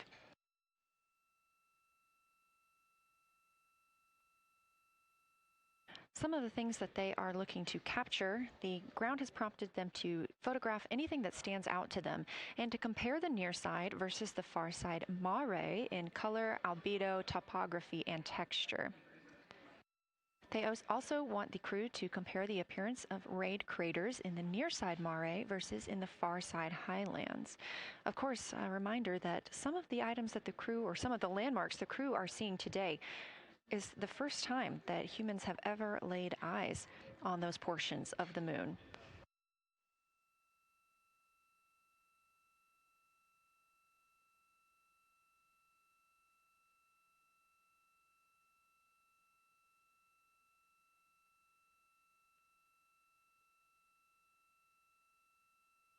In the targeting package, there are a few reminders of the crew. For the crew, there are time-sensitive observation reminders and science sit-rep reminders. Integrity. We have a sit-rep. The targets that are being discussed right now, it's the far side, near side comparison, and hearing some great discussion of browns and greens in the Aristarchus Plateau and how those disappear as you go toward the North Pole, and then over to the far side, you lose the color. You've got Jeremy in window 2, Reed in window 1, having a great discussion. Christina's under window, I'm sorry, Reed is in window 3. Christina's under window 1, documenting the discussion. And we've got the lights completely off in the cabin. There are some LEDs that we cannot put out that do provide some light scatter. But we have all of the internal lights off. And are letting our eyes adjust as best we can. The window 4 view, you only get about a third of the moon. Tycho is going to go over the horizon soon, and you can see Aristarchus, and then you start to lose the view as you go to the west in Oceanus and Procellarum. So far, the team is on the plan, and the long lens is being put to good use, and recordings are being made, and internal documentation of the configuration and the observations is ongoing. Science, do you have any questions for us at this time? Integrity Science. Victor, very glad that you provided the first formal science sit-rep, as these were indeed your idea. One follow-up question, any relationship between those browns and greens you described? Do you see them blending into one another, and do you see any topography associated with either color?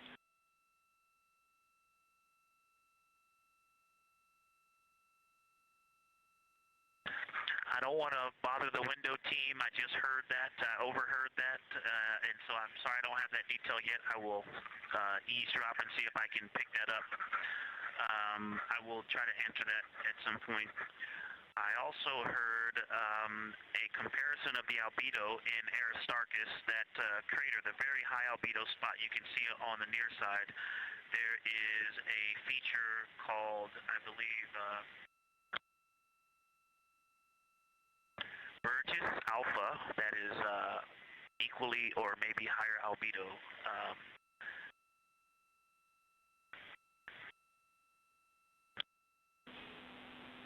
I apologize for the gaps. I'm trying to listen and talk at the same time, but I will try to get some more information to correlate those colors from Aristarchus for you.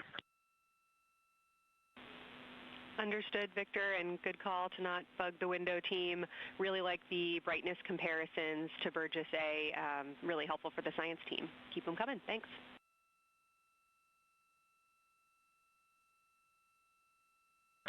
I also heard a discussion about the albedo of Grimaldi being a 10, and how many of us, when we were a little further away, saw that as the darkest albedo, and that the bigger mare off to the to the east was still dark, but maybe a 7-8. We still think that, but you are seeing color variation, albedo variation inside of Grimaldi as well, and that even on the west side there's still a very dark part of it. but it is still the darkest. It is just not as uniform as it looked when we were farther away. We're starting to differentiate the striations of albedo inside of Grimaldi. Copy all, Victor, and you read our mind. Superlatives like darkest, biggest are really, really helpful for us, so keep those coming.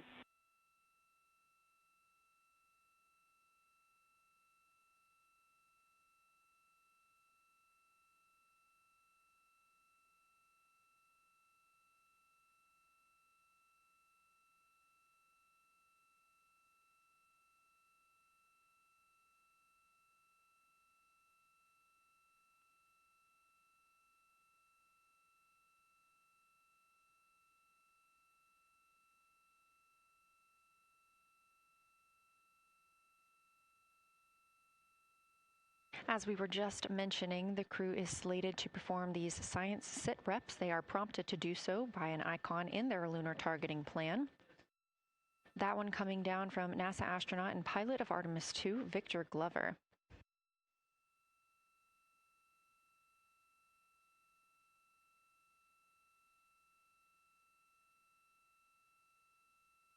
As we discussed, the Capcom is usually the only person in the room speaking with the crew, the capsule communicator. However, today, the science officer, Dr. Kelsey Young, she is the Artemis Science Flight Operations Lead, is speaking with the crew during the flyby to ask any questions that the team may have. To her right is Trevor Graff. He is one of 3 science officers. Those would be Kelsey Young, Trevor Graff, and Angela Garcia, who will also join us later for an interview.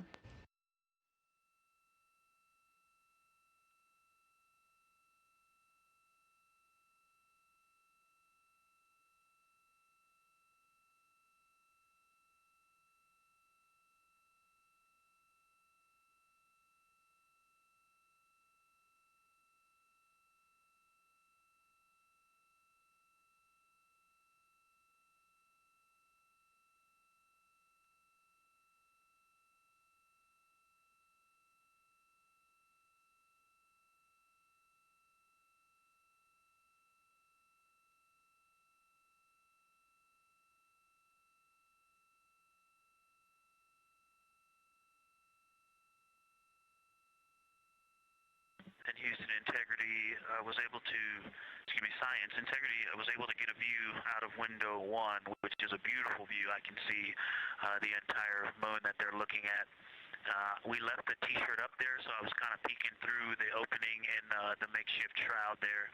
And once I was able to get 2 eyes on it, what jumped out at me was Vavilov. It's just peeking out of the Terminator.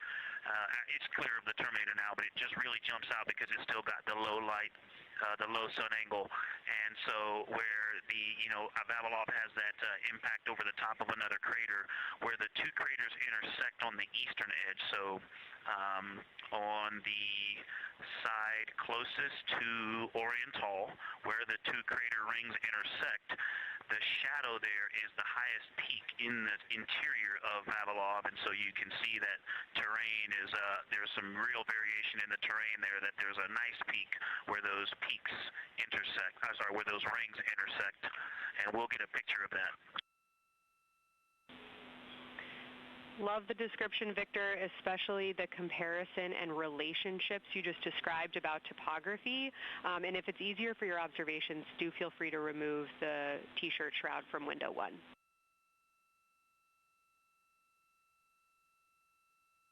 Yeah, absolutely, we will do. Thank you.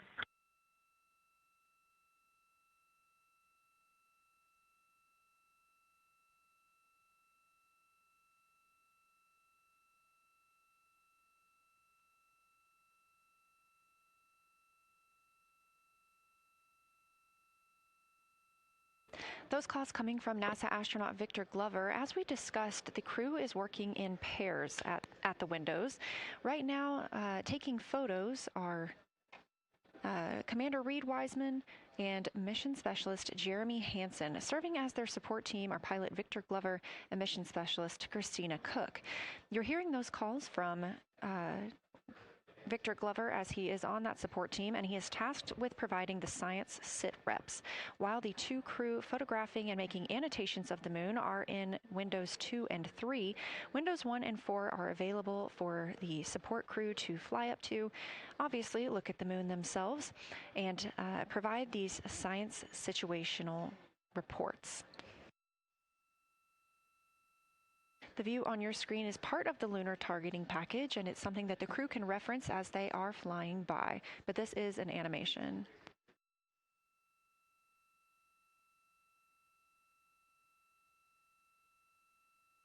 You also heard Glover mention Orientale. Orientale is a major feature that the team is interested in today, and it's known as the Grand Canyon of the Moon. Until this mission, the Orientale Basin had never been seen in sunlight by human eyes.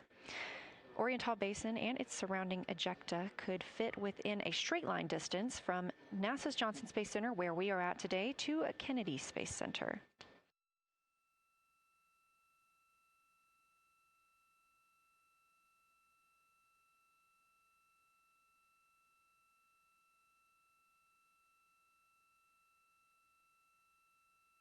This a live view in Artemis Mission Control in Houston, Texas, where the teams are monitoring all systems, not just for today's flyby, but on the spacecraft themselves. Again, this is a test flight, our very first flight of humans on the Orion spacecraft. This team has been This team has been monitoring the entire time of the mission, as well as we have been live the entirety of the mission, and we will be continuing to do so all the way through splashdown and crew recovery from the Pacific.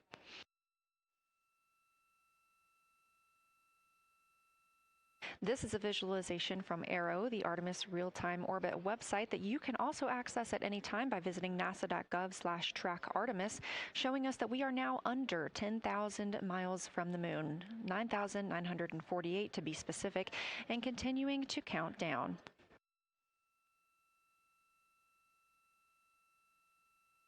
Again, our closest approach to the moon today should come about 6:02 p.m. Central, 7:02 p.m. Eastern. However, we will be out of contact with the crew at this time as they begin transiting behind the moon.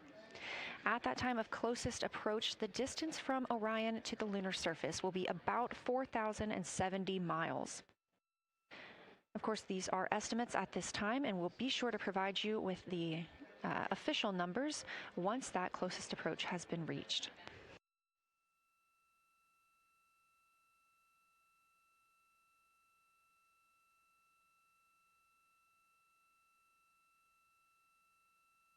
This shot live inside the Orion spacecraft, where our 4 crew members are continuing with their lunar flyby activities. They have just begun those activities really about 20 minutes ago, so we've got several hours of moon view opportunities. This is still a live view inside that capsule. However, you can see just how dark they have turned down the lights. Actually, they've turned them all the way off. There are a few LEDs that they cannot power off, but turning down these lights gives them better views outside of the spacecraft's windows while they photograph the moon. This also prevents any reflections from inside the spacecraft bouncing up on the windows and interfering with their photography.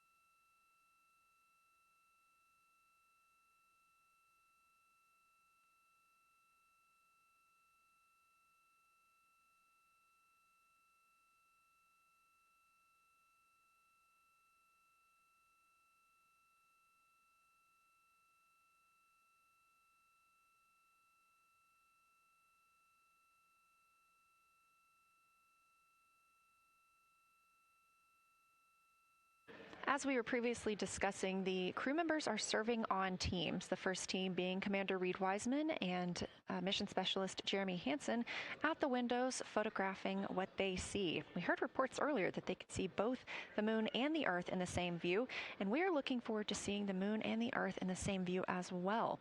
That Earth set coming up in just a few hours. While Wiseman and Hansen are at the windows photographing, Glover and Cook are serving as support crew. They are able to assist with cameras. They are also providing those situation reports, letting us know how the team is working inside the spacecraft, what they're seeing, and how they're feeling about it. Those first blocks of teams will last about an hour, and the crew members are approaching the halfway point into their first observation block. A reminder, we have 5 of those blocks today. So they're approaching this halfway point, during which the crew at the window will switch roles. One will begin taking pictures, and the other will be making annotations on their PCD, that's portable computing device. Both of those crew members at the windows are recording audio of what they see. They are putting on headsets and recording audio into their portable computing devices. Obviously, we are not hearing this right now. This is going to be sent down to the science team, and they will be able to analyze that at a later time. What we are hearing, though, and will continue to hear, are those science sit reps a few times every block. Once this block is complete, about 40 minutes from now, we will have the teams switch. That means pilot Victor Glover and... Science integrity, looking at a window 1. I think I may have misreported earlier saying that it was Tycho going over the horizon. That was Copernicus I was referring to. Apologies. It was Copernicus is what is farthest bounding to the east, and that is now like on the horizon or just past it. And Korolev is now a few degrees from going over the horizon. And then, next it'll be Aristarchus Plateau. And so on the west, we are getting a much better view of the Terminator. It looks like we have about 80% illumination of the moon. And Vavilov and 1 Vavilov diameter to the west is where the Terminator is right now. And so other features are starting to peek out there.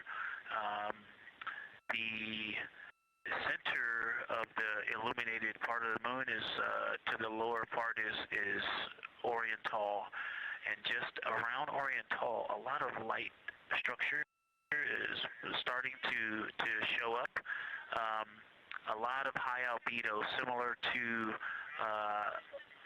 the feature, I cannot remember, Burgess Alpha and Aristarchus type high albedo in the ring. So when you look at the interior ring and the external ring, it's almost as if the edges are starting to dry up and turn white. If it was something that was wet and got dry, the edges would be the part to dry first.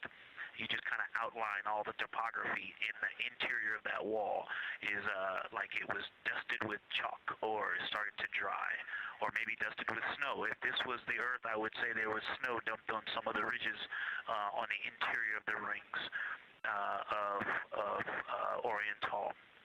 Also, an interesting part of the discussion that I heard between Reed and Jeremy is that from Geological to Grimaldi, there are 2 dark features there that look like commas, but in the wrong direction. But there's also a lot of interestingness, just a lot of geometry and squiggles and dots and lines that are starting to stand out as more small features come into view.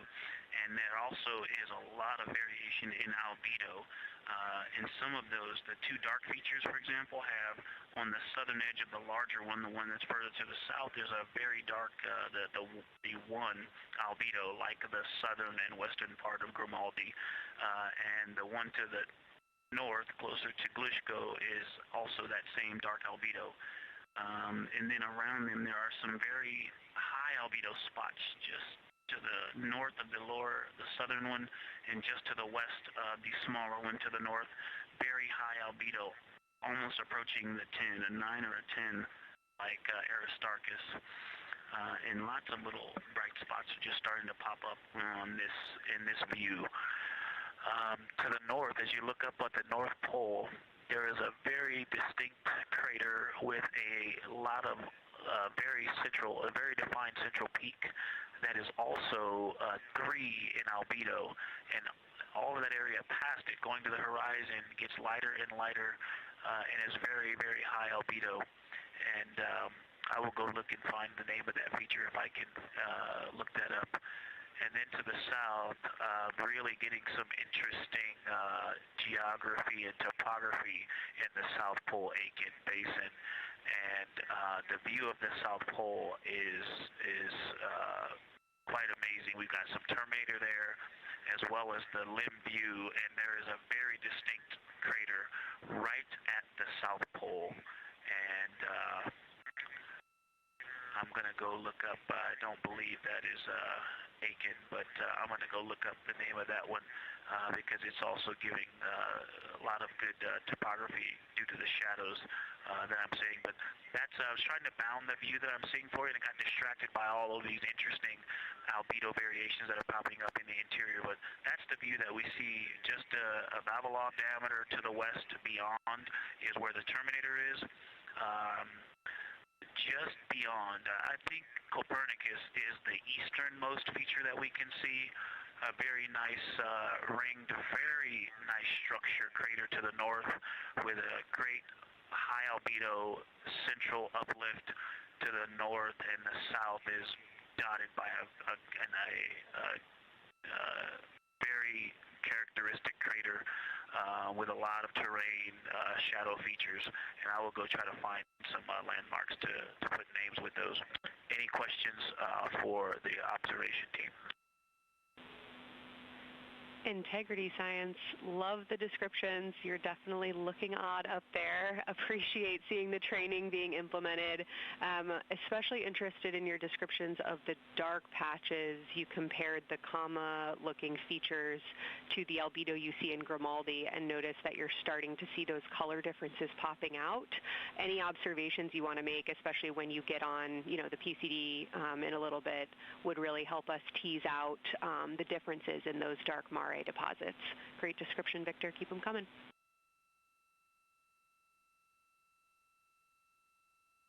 Absolutely will do, and I know you've got descriptions on both of the window observers right now as well. Keep them coming.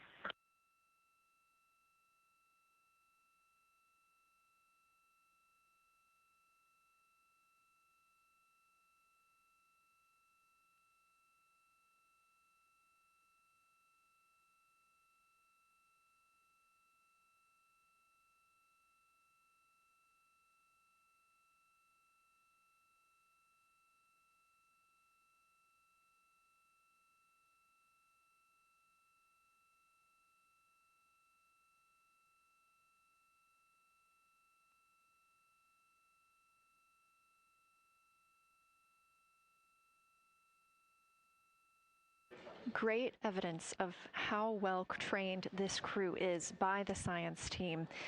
NASA astronaut and pilot of the Artemis II mission, Victor Glover, calling down a situation report, noting several different features on the moon and such descriptions, even saying that it looks like snow on some of the peaks. Obviously, we do not expect that to be snow, but referencing that as some of the lighting on how it looks to the Artemis II crew from their current position.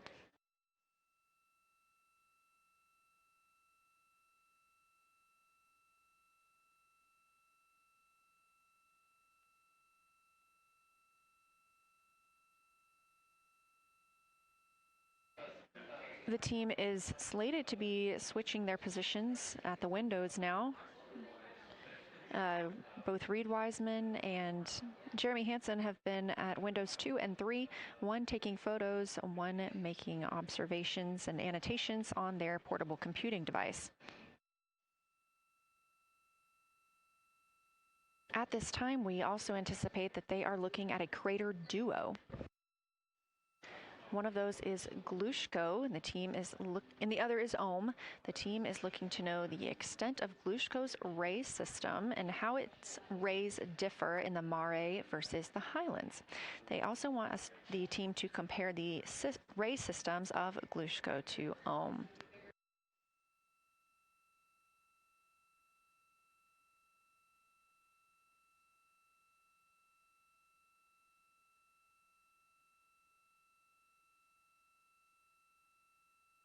Ohm is considered a young crater. And if you've ever seen a photo of the Richat structure, it's also known as the Eye of the Sahara. It's 40 kilometers in diameter, and that could fit within Ohm's interior.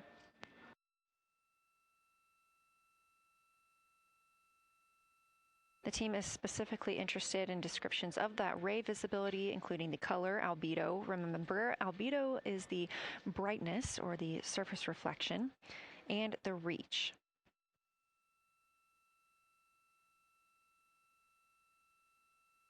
Again, I am using the same lunar targeting package that the crew is referencing on board right now. This helps keep them on time as well as prompt them for when they need to make a call down to the science team and report what they're saying. It also gives them reminders of when they need to swap positions at the windows. Additionally, I'm using the Artemis II Lunar Science Passport developed by Amber Turner and the Artemis II Lunar Science team. Now, this passport did not fly with the crew, but they used it extensively as a study guide here on Earth. So a lot of the descriptions and comparisons you hear today are developed directly by the science team.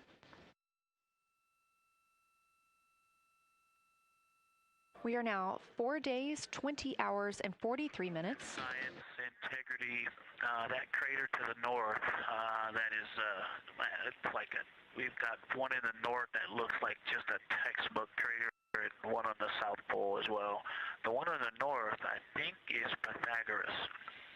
And what I wanted to highlight about that is it is either a very distinct central uplift or just a very defined area of high albedo. If a majority of the crater, especially the floor of the crater, is, say, an albedo of 5, this center, and gosh, only a tenth of the diameter of Pythagoras is an albedo of 2, maybe 3, but it is very bright and it stands out. And then between that crater and the actual, what is the horizon from here, there seems to be another crater right on the horizon, and right on the edge of that is another patch of that albedo. It seems to be between the two craters. It's hard to tell from this grazing angle, but there is another spot just further north beyond Pythagoras. Between the two, I can draw a picture of this one and show you where that very high albedo, again another 2 albedo surrounded by 5 and most of the area bounding it.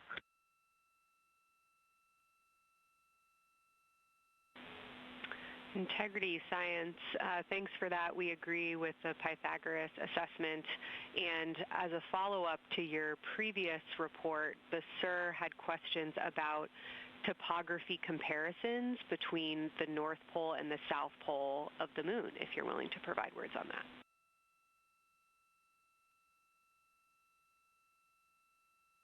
Topography comparisons, absolutely. And if you have any idea what... if you draw a line between Pythagoras and the western edge of the outer defined ring of Orientale, it intersects a beautiful textbook crater on the south. I would love to know the name of that.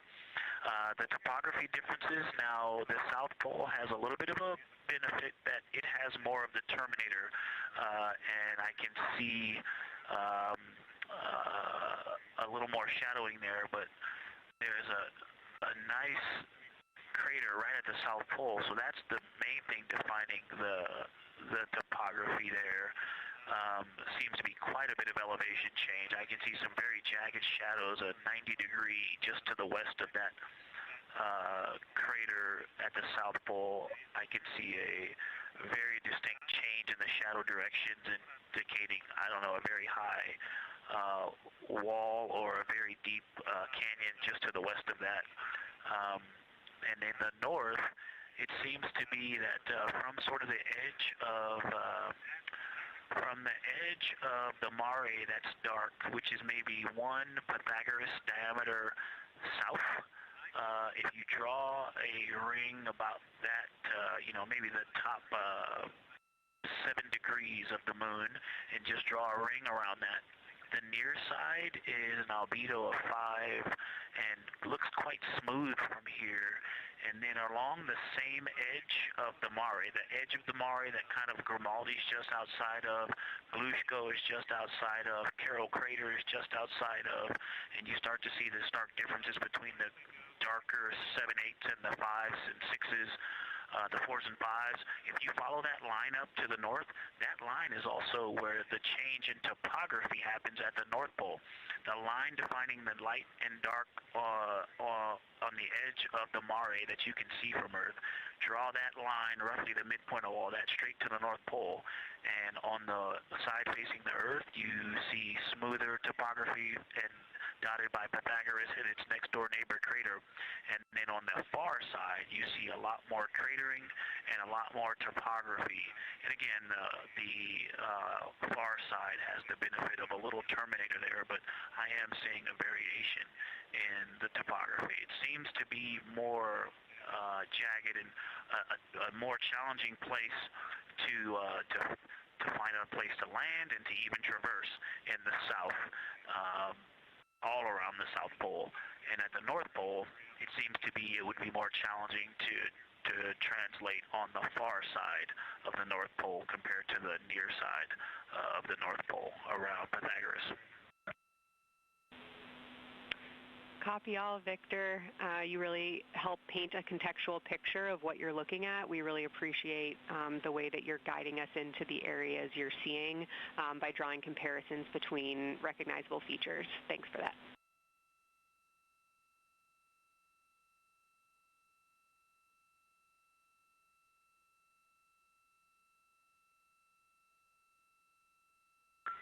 And Kelsey, another little science sit-rep moment, something I just heard from the window team is the more I look at the moon, the browner and browner it looks. I thought that was an interesting observation. The 2 observers have been on timeline, no hardware issues. They did start to talk a little bit about another feature that you'll hear more about on the recordings that they call the handprint. That was at the end of their Glushko and before they moved into their current target. They thought that was worth chatting a little bit more about. And they're preparing to switch after this. Houston copies and concurs.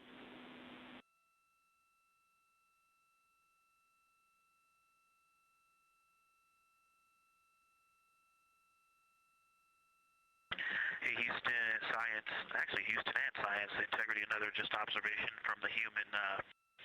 My eyes have shifted a little bit since I've been up here. I've been wearing my reading glasses to look at the PCD.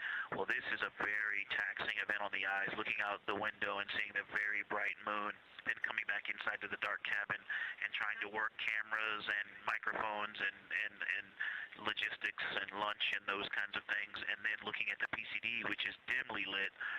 It's just been an exercise. It is a difficult thing to manage it.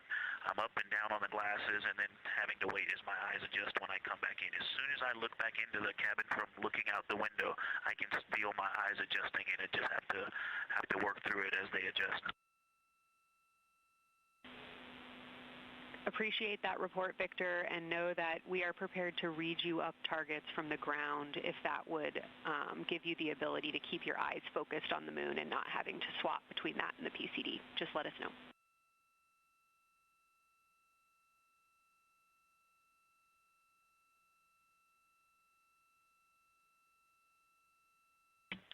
Yeah, we appreciate that, Science, and we will also do that for the window teams, and we'll back each other up that way as well. But we appreciate that. We may take you up on that. Thanks.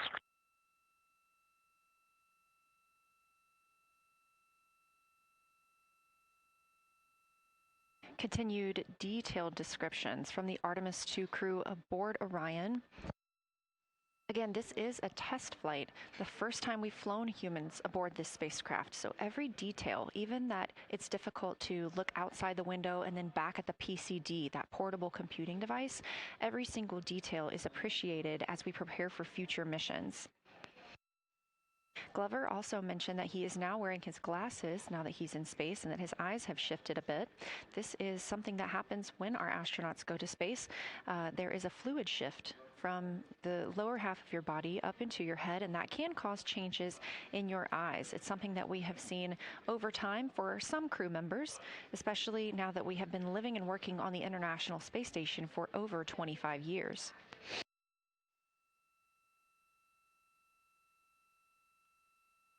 Again, it's clear that these Artemis II astronauts have undergone extensive lunar science training, including classroom instruction, fieldwork, and high-fidelity simulations.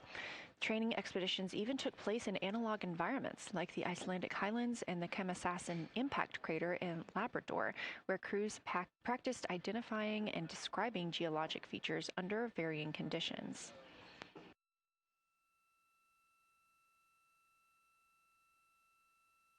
Additionally, here at Johnson Space Center, Orion mock-ups were used to rehearse crew choreography, including three-dimensional space management with an inflatable moon globe to simulate the flyby.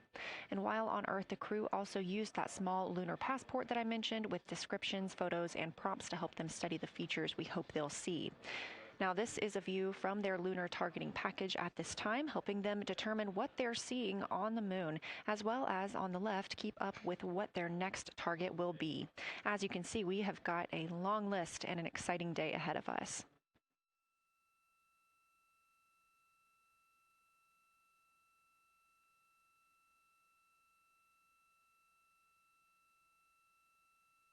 It's now been 4 days, 20 hours, and 53 minutes since Orion launched atop the Space Launch System rocket from Kennedy Space Center in Florida with our 4 crew members aboard.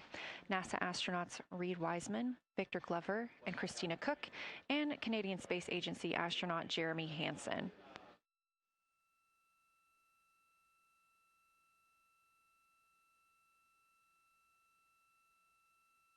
The Artemis II crew passed a major milestone today when they passed the Apollo 13 distance record at 12:57 p.m. Central, 1:57 p.m. Eastern.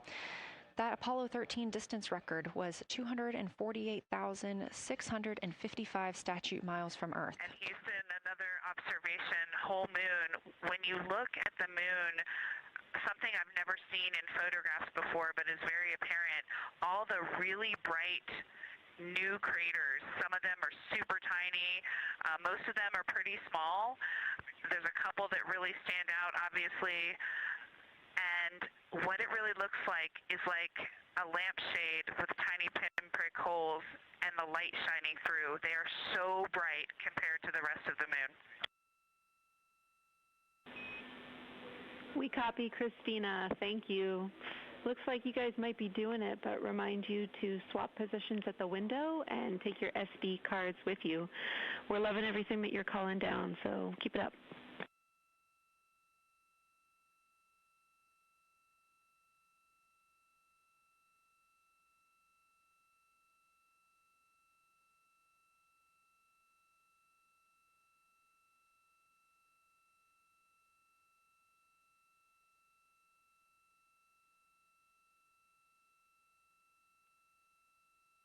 Again, Orion previously surpassed that the Apollo 13 greatest distance from Earth by humans. That was 248,655 statute miles from Earth, and Orion now 250,294 miles away from our home planet.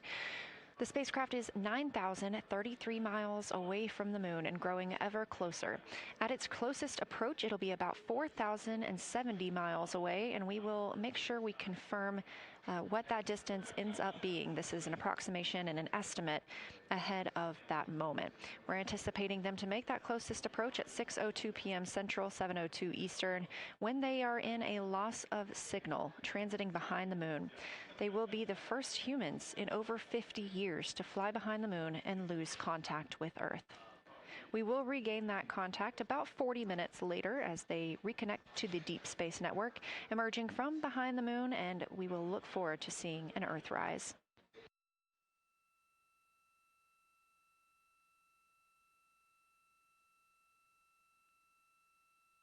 Again, the crew is currently in their position swap portion on their timeline.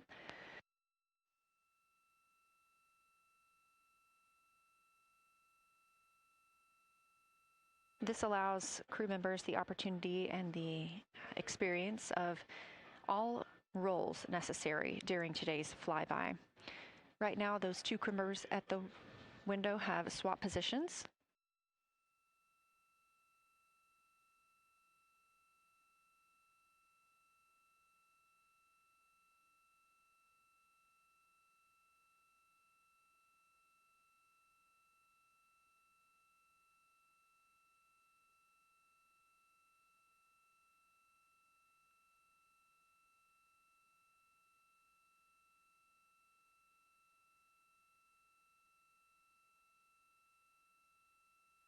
Again, the crew at the windows swapping positions. Right now, that crew is Commander Reed Wiseman and Mission Specialist Jeremy Hansen, while Victor Glover and Christina Cook serve as their support flyby crew members. That's why you are hearing Victor and Christina during those science situation reports. Those voices will change in about 30 minutes when they take a turn, taking photos and making annotations while at the window.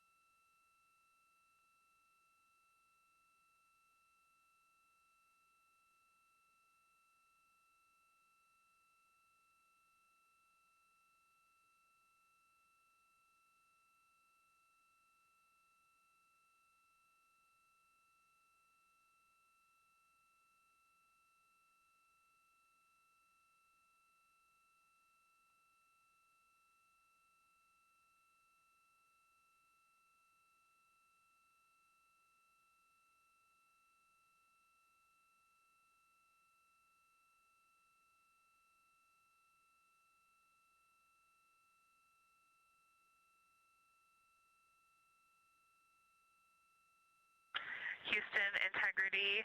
I wanted to provide an observation or a little bit of descriptive nature on something that we saw on the first day we had good moon views. This was when we saw more of the near side, and the ground helped me out with identifying Mare Imbrium. Mare Imbrium, when you have the western limb also in view, looks completely different than the normal view we have of the near side. It is the most striking feature of the western limb view that we had. And the mountain chains that form its eastern side are very prominent, but they actually stand out more than I'm used to seeing even on the western side, and the whole thing just feels like a big bump. It actually looks like a large healing wound with a high albedo forming the mountain chain around the impact basin. And I just don't think I had enough chance to describe how striking it was on that western limb view as we were coming in a couple days ago.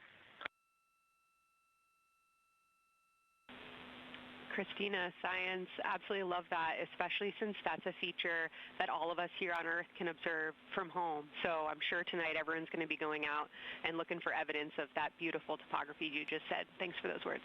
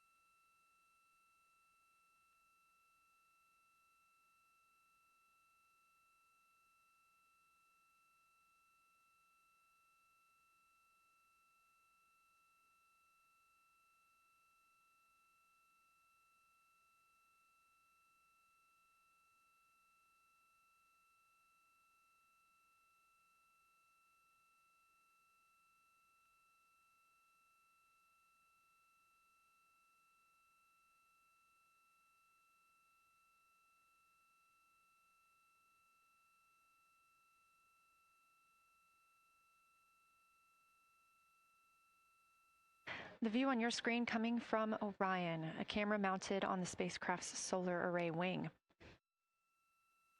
Toward the right of your screen, the near side is the hemisphere we see from Earth. That is identifiable by those dark splotches, which are ancient lava flows. Science integrity. A question and a comment. Question is it possible that we're seeing a Schrodinger basin from this vantage point in the Terminator at the South Pole? And the comment is the rays coming out of are less distinct. We are not seeing the bright rays coming out of it, but the sort of 9 o'clock wedge that is formed by the change in albedo from the interior portion that is to the northeast to the surrounding lighter mare that's 270 degrees to the west. That 90 is very distinct and interior. You got some great descriptions from the two at the window about the colors in there, but in that darker part, in that wedge, you've got some really interesting color, even though the rays, the distinct difference in the albedo almost look like rays, but it's not the rays coming out. It's the just change in that albedo. Integrity Science, that is very intriguing, those color rays coming out of rather than sort of albedo. And as answer to your question, we do not think you can see Schrodinger. It's in darkness as of now. But thanks for that description, and it sounds like the pair at the windows got great descriptions that we're definitely going to dive into tonight.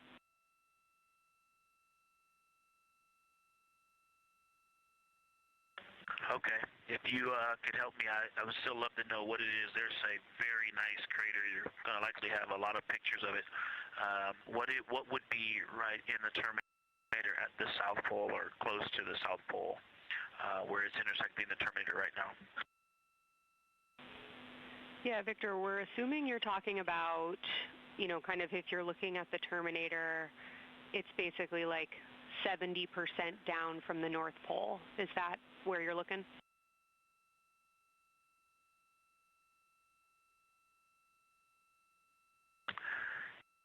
Contact, yes, that is where I'm looking.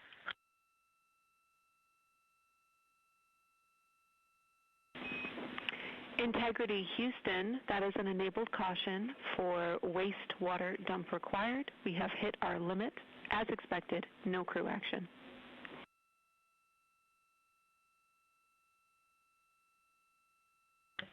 Copy, no crew action.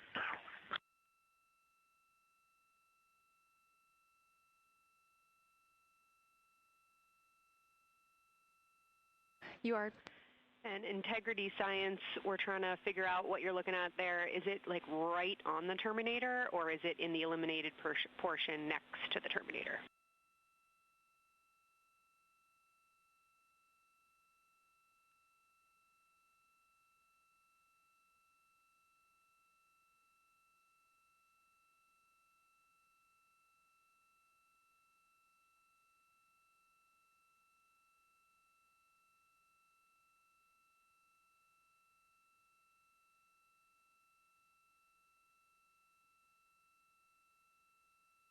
While we wait for a response from the crew, the Terminator is that difference between day and night, or brightness and darkness, that you see on the moon.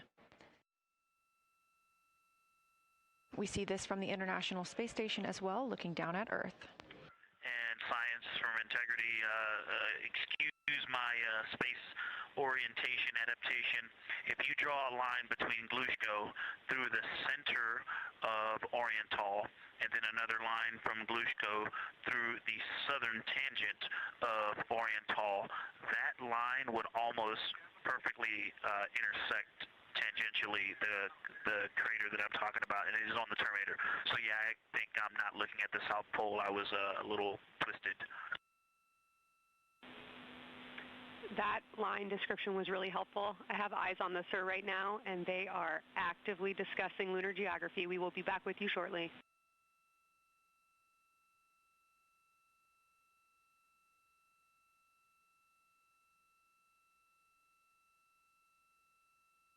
You're hearing a couple of voices today in Mission Control Houston. One of those is Dr. Kelsey Young. Integrity Science, we believe that's Zeeman Crater.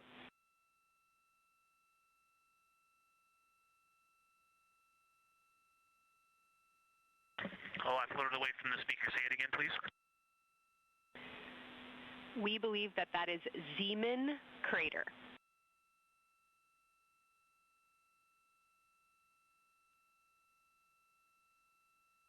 Zeeman. Okay, and can you say the first letter? I may be pronouncing that wrong. What's the first letter of that word? Zulu. It's Z-E-E-M-A-N.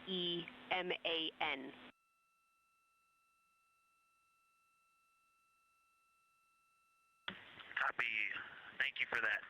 Yes, we've got a great view of that. And when I went back to the window just now, the view has completely changed. Our trajectory is taking us to a new view, and I'm looking more into Vavilov. I've got a nice, great view into Vavilov. I'm actually away from the window right now, so I'm going to go try to give you some bounding words on the view that we're seeing, but I've got to get back to a window in a minute. Understood, Victor. You're defining new views of the moon in more ways than one.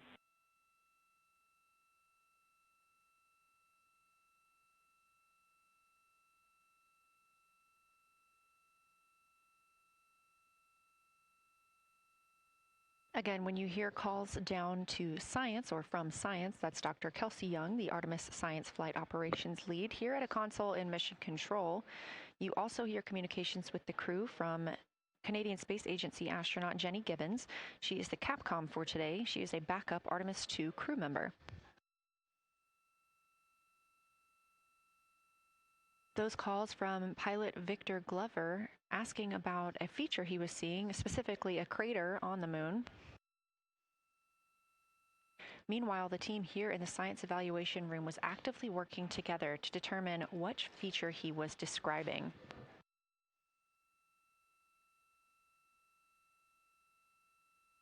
The teams at the window have continued to move through their targets, including Ohm, Aristarchus Plateau, Reiner Gamma, and we are preparing for the cabin and window teams to swap. That's when we'll hear more from Reed Wiseman and Jeremy Hansen when they take on these support roles, while Christina Cook and Victor Glover are at the windows photographing and annotating.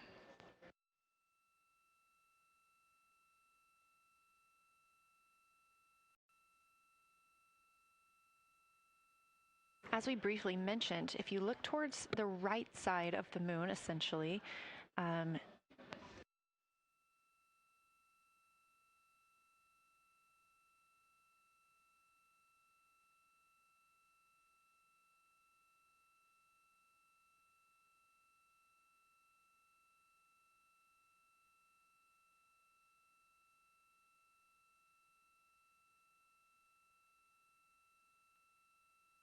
this live view coming from a camera outside the Orion spacecraft, and if you look on the right side of the moon where you see those dark patches.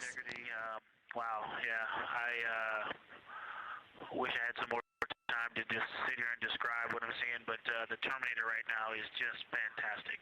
It is the most rugged that I've seen it. From a lighting perspective, there are little islands. There are islands of terrain out there that are completely surrounded by darkness, which indicates some real variation in terrain. Up to the north, there is a very nice double crater. It looks like a snowman sitting there, in the 5-10 degrees below the pole in the Terminator. And then on the southern edge, there's almost like a hole. It looks like a hole, and it's the diameter of Vavilov size, just blackness, and then a wall of bright. And then it goes back to the black beyond the Terminator. So there's it looks like there's just a gigantic hole right there. 1 Vavilov diameter east of the Terminator. And as you go south, the Terminator is not a nice smooth arc. It's just jagged. There's almost a 110-degree turn in the shadow as opposed to the nice smooth arc, again indicating some really interesting variations. And I'm sure we'll get some photos of that. And then one of the craters further to the south of Vavilov, maybe halfway down to the South Pole, is not only looks like just a deep hole, and then there's like two island rays pointing off to the west and north that indicate very high ridges and very deep canyons coming up out of that crater. So again, just some really interesting visual illusions going on with the shadows there. Like I said, there look to be islands out beyond the terminator because some of the things, maybe even a Vavilov diameter into the terminator are catching sunlight on the peaks up to the north and to the south. It's very, very interesting to see. Integrity science, oh my gosh, that was an amazing picture you just painted. I glanced over at the SIR video and I literally saw fist pumps in the air. Those types of observations are things that humans are uniquely able to contribute, and you just really brought us along with you, so thanks for that.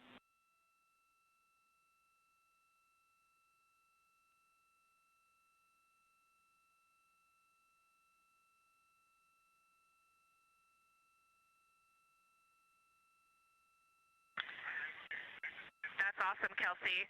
Did you get a sit rep updating you on a slight change in logistics for PCD use? Christina, this is Houston. We did not, but we will take it now.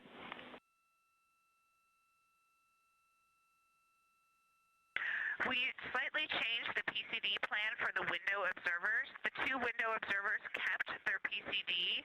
So in other words, the one at window 2 went to window 3, and the one at window 3 went to window 2 when they swapped rather than staying at the window. We'll plan on all observers keeping the same PCD for all observations.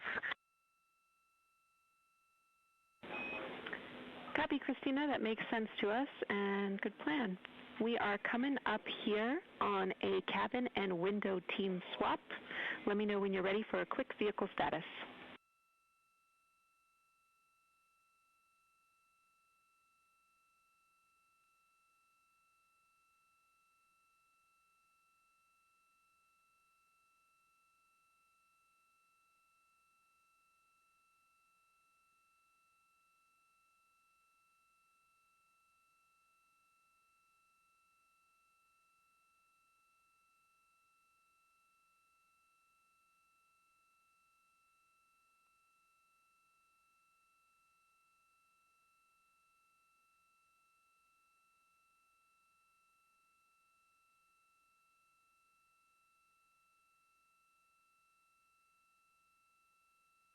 As you heard, science. Houston, go for the vehicle system update.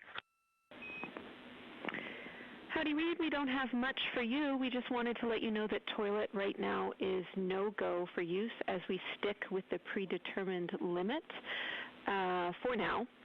All crew members, please use CCUs. Otherwise, Orion is looking very good. And you have 15 minutes in this handover time where we expect Victor and Christina to switch to the windows and you and Jeremy to be in the cabin assisting. Let us know if you have any questions.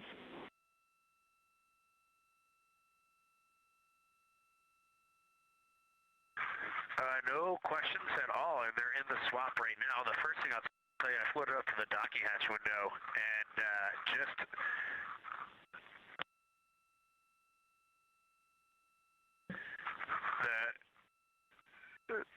what I'm going to call the Mari around Orientale just looks so different out the docking hatch right now. It's quite a bit darker. It's the same darkness, if not a little darker than Grimaldi, but it's cool after just being in the 400 mil for the last half hour. Looking up close, I got pictures of everything Ike was just describing on the Terminator. It really is a fascinating Terminator. And then Orientale just looks so dynamic right now. It's very three-dimensional out the docking hatch compared to what I was just looking at through the 400 mil. We love it. We are getting a sneak preview from one of our SAW cameras at what you're looking at, and we see some of what you're describing. We cannot wait to see your photos. Thanks.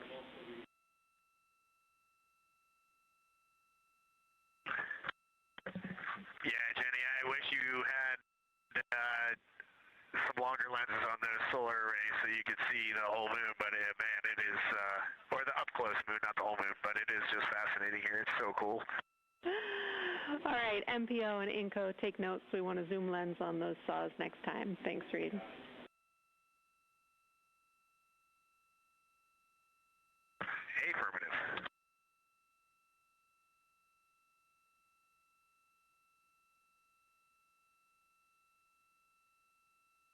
As the crew gets ready to switch positions from the window crew going back to the support crew and the support crew flying up to the windows. This view inside the room, Capcom Jenny Gibbons speaking with the crew, Canadian Space Agency astronaut. The crew has continued to provide excellent descriptions of what they are seeing on the lunar surface. In this picture, or in this live view actually, from Orion and a camera mounted on its solar array wing, if you look at the dark portion on the right side of the screen, those are visible from Earth. That's considered the near side. Those are ancient lava flows from a time early in the moon's history when it was volcanically active. And if you look towards the left, there's that dark, large crater that appears to the left of those lava flows. That's Orientale basin. It's about 600 miles wide, and it straddles the moon's near and far side.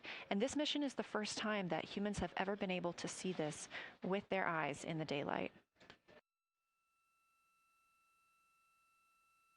Again, you hear conversation about that terminator. You have a great view of that as well. That's the difference between light and darkness on the moon. Victor Glover explaining that as a very jagged looking terminator due to the peaks that they're seeing and the craters that they're seeing as they prepare to cross over the far side.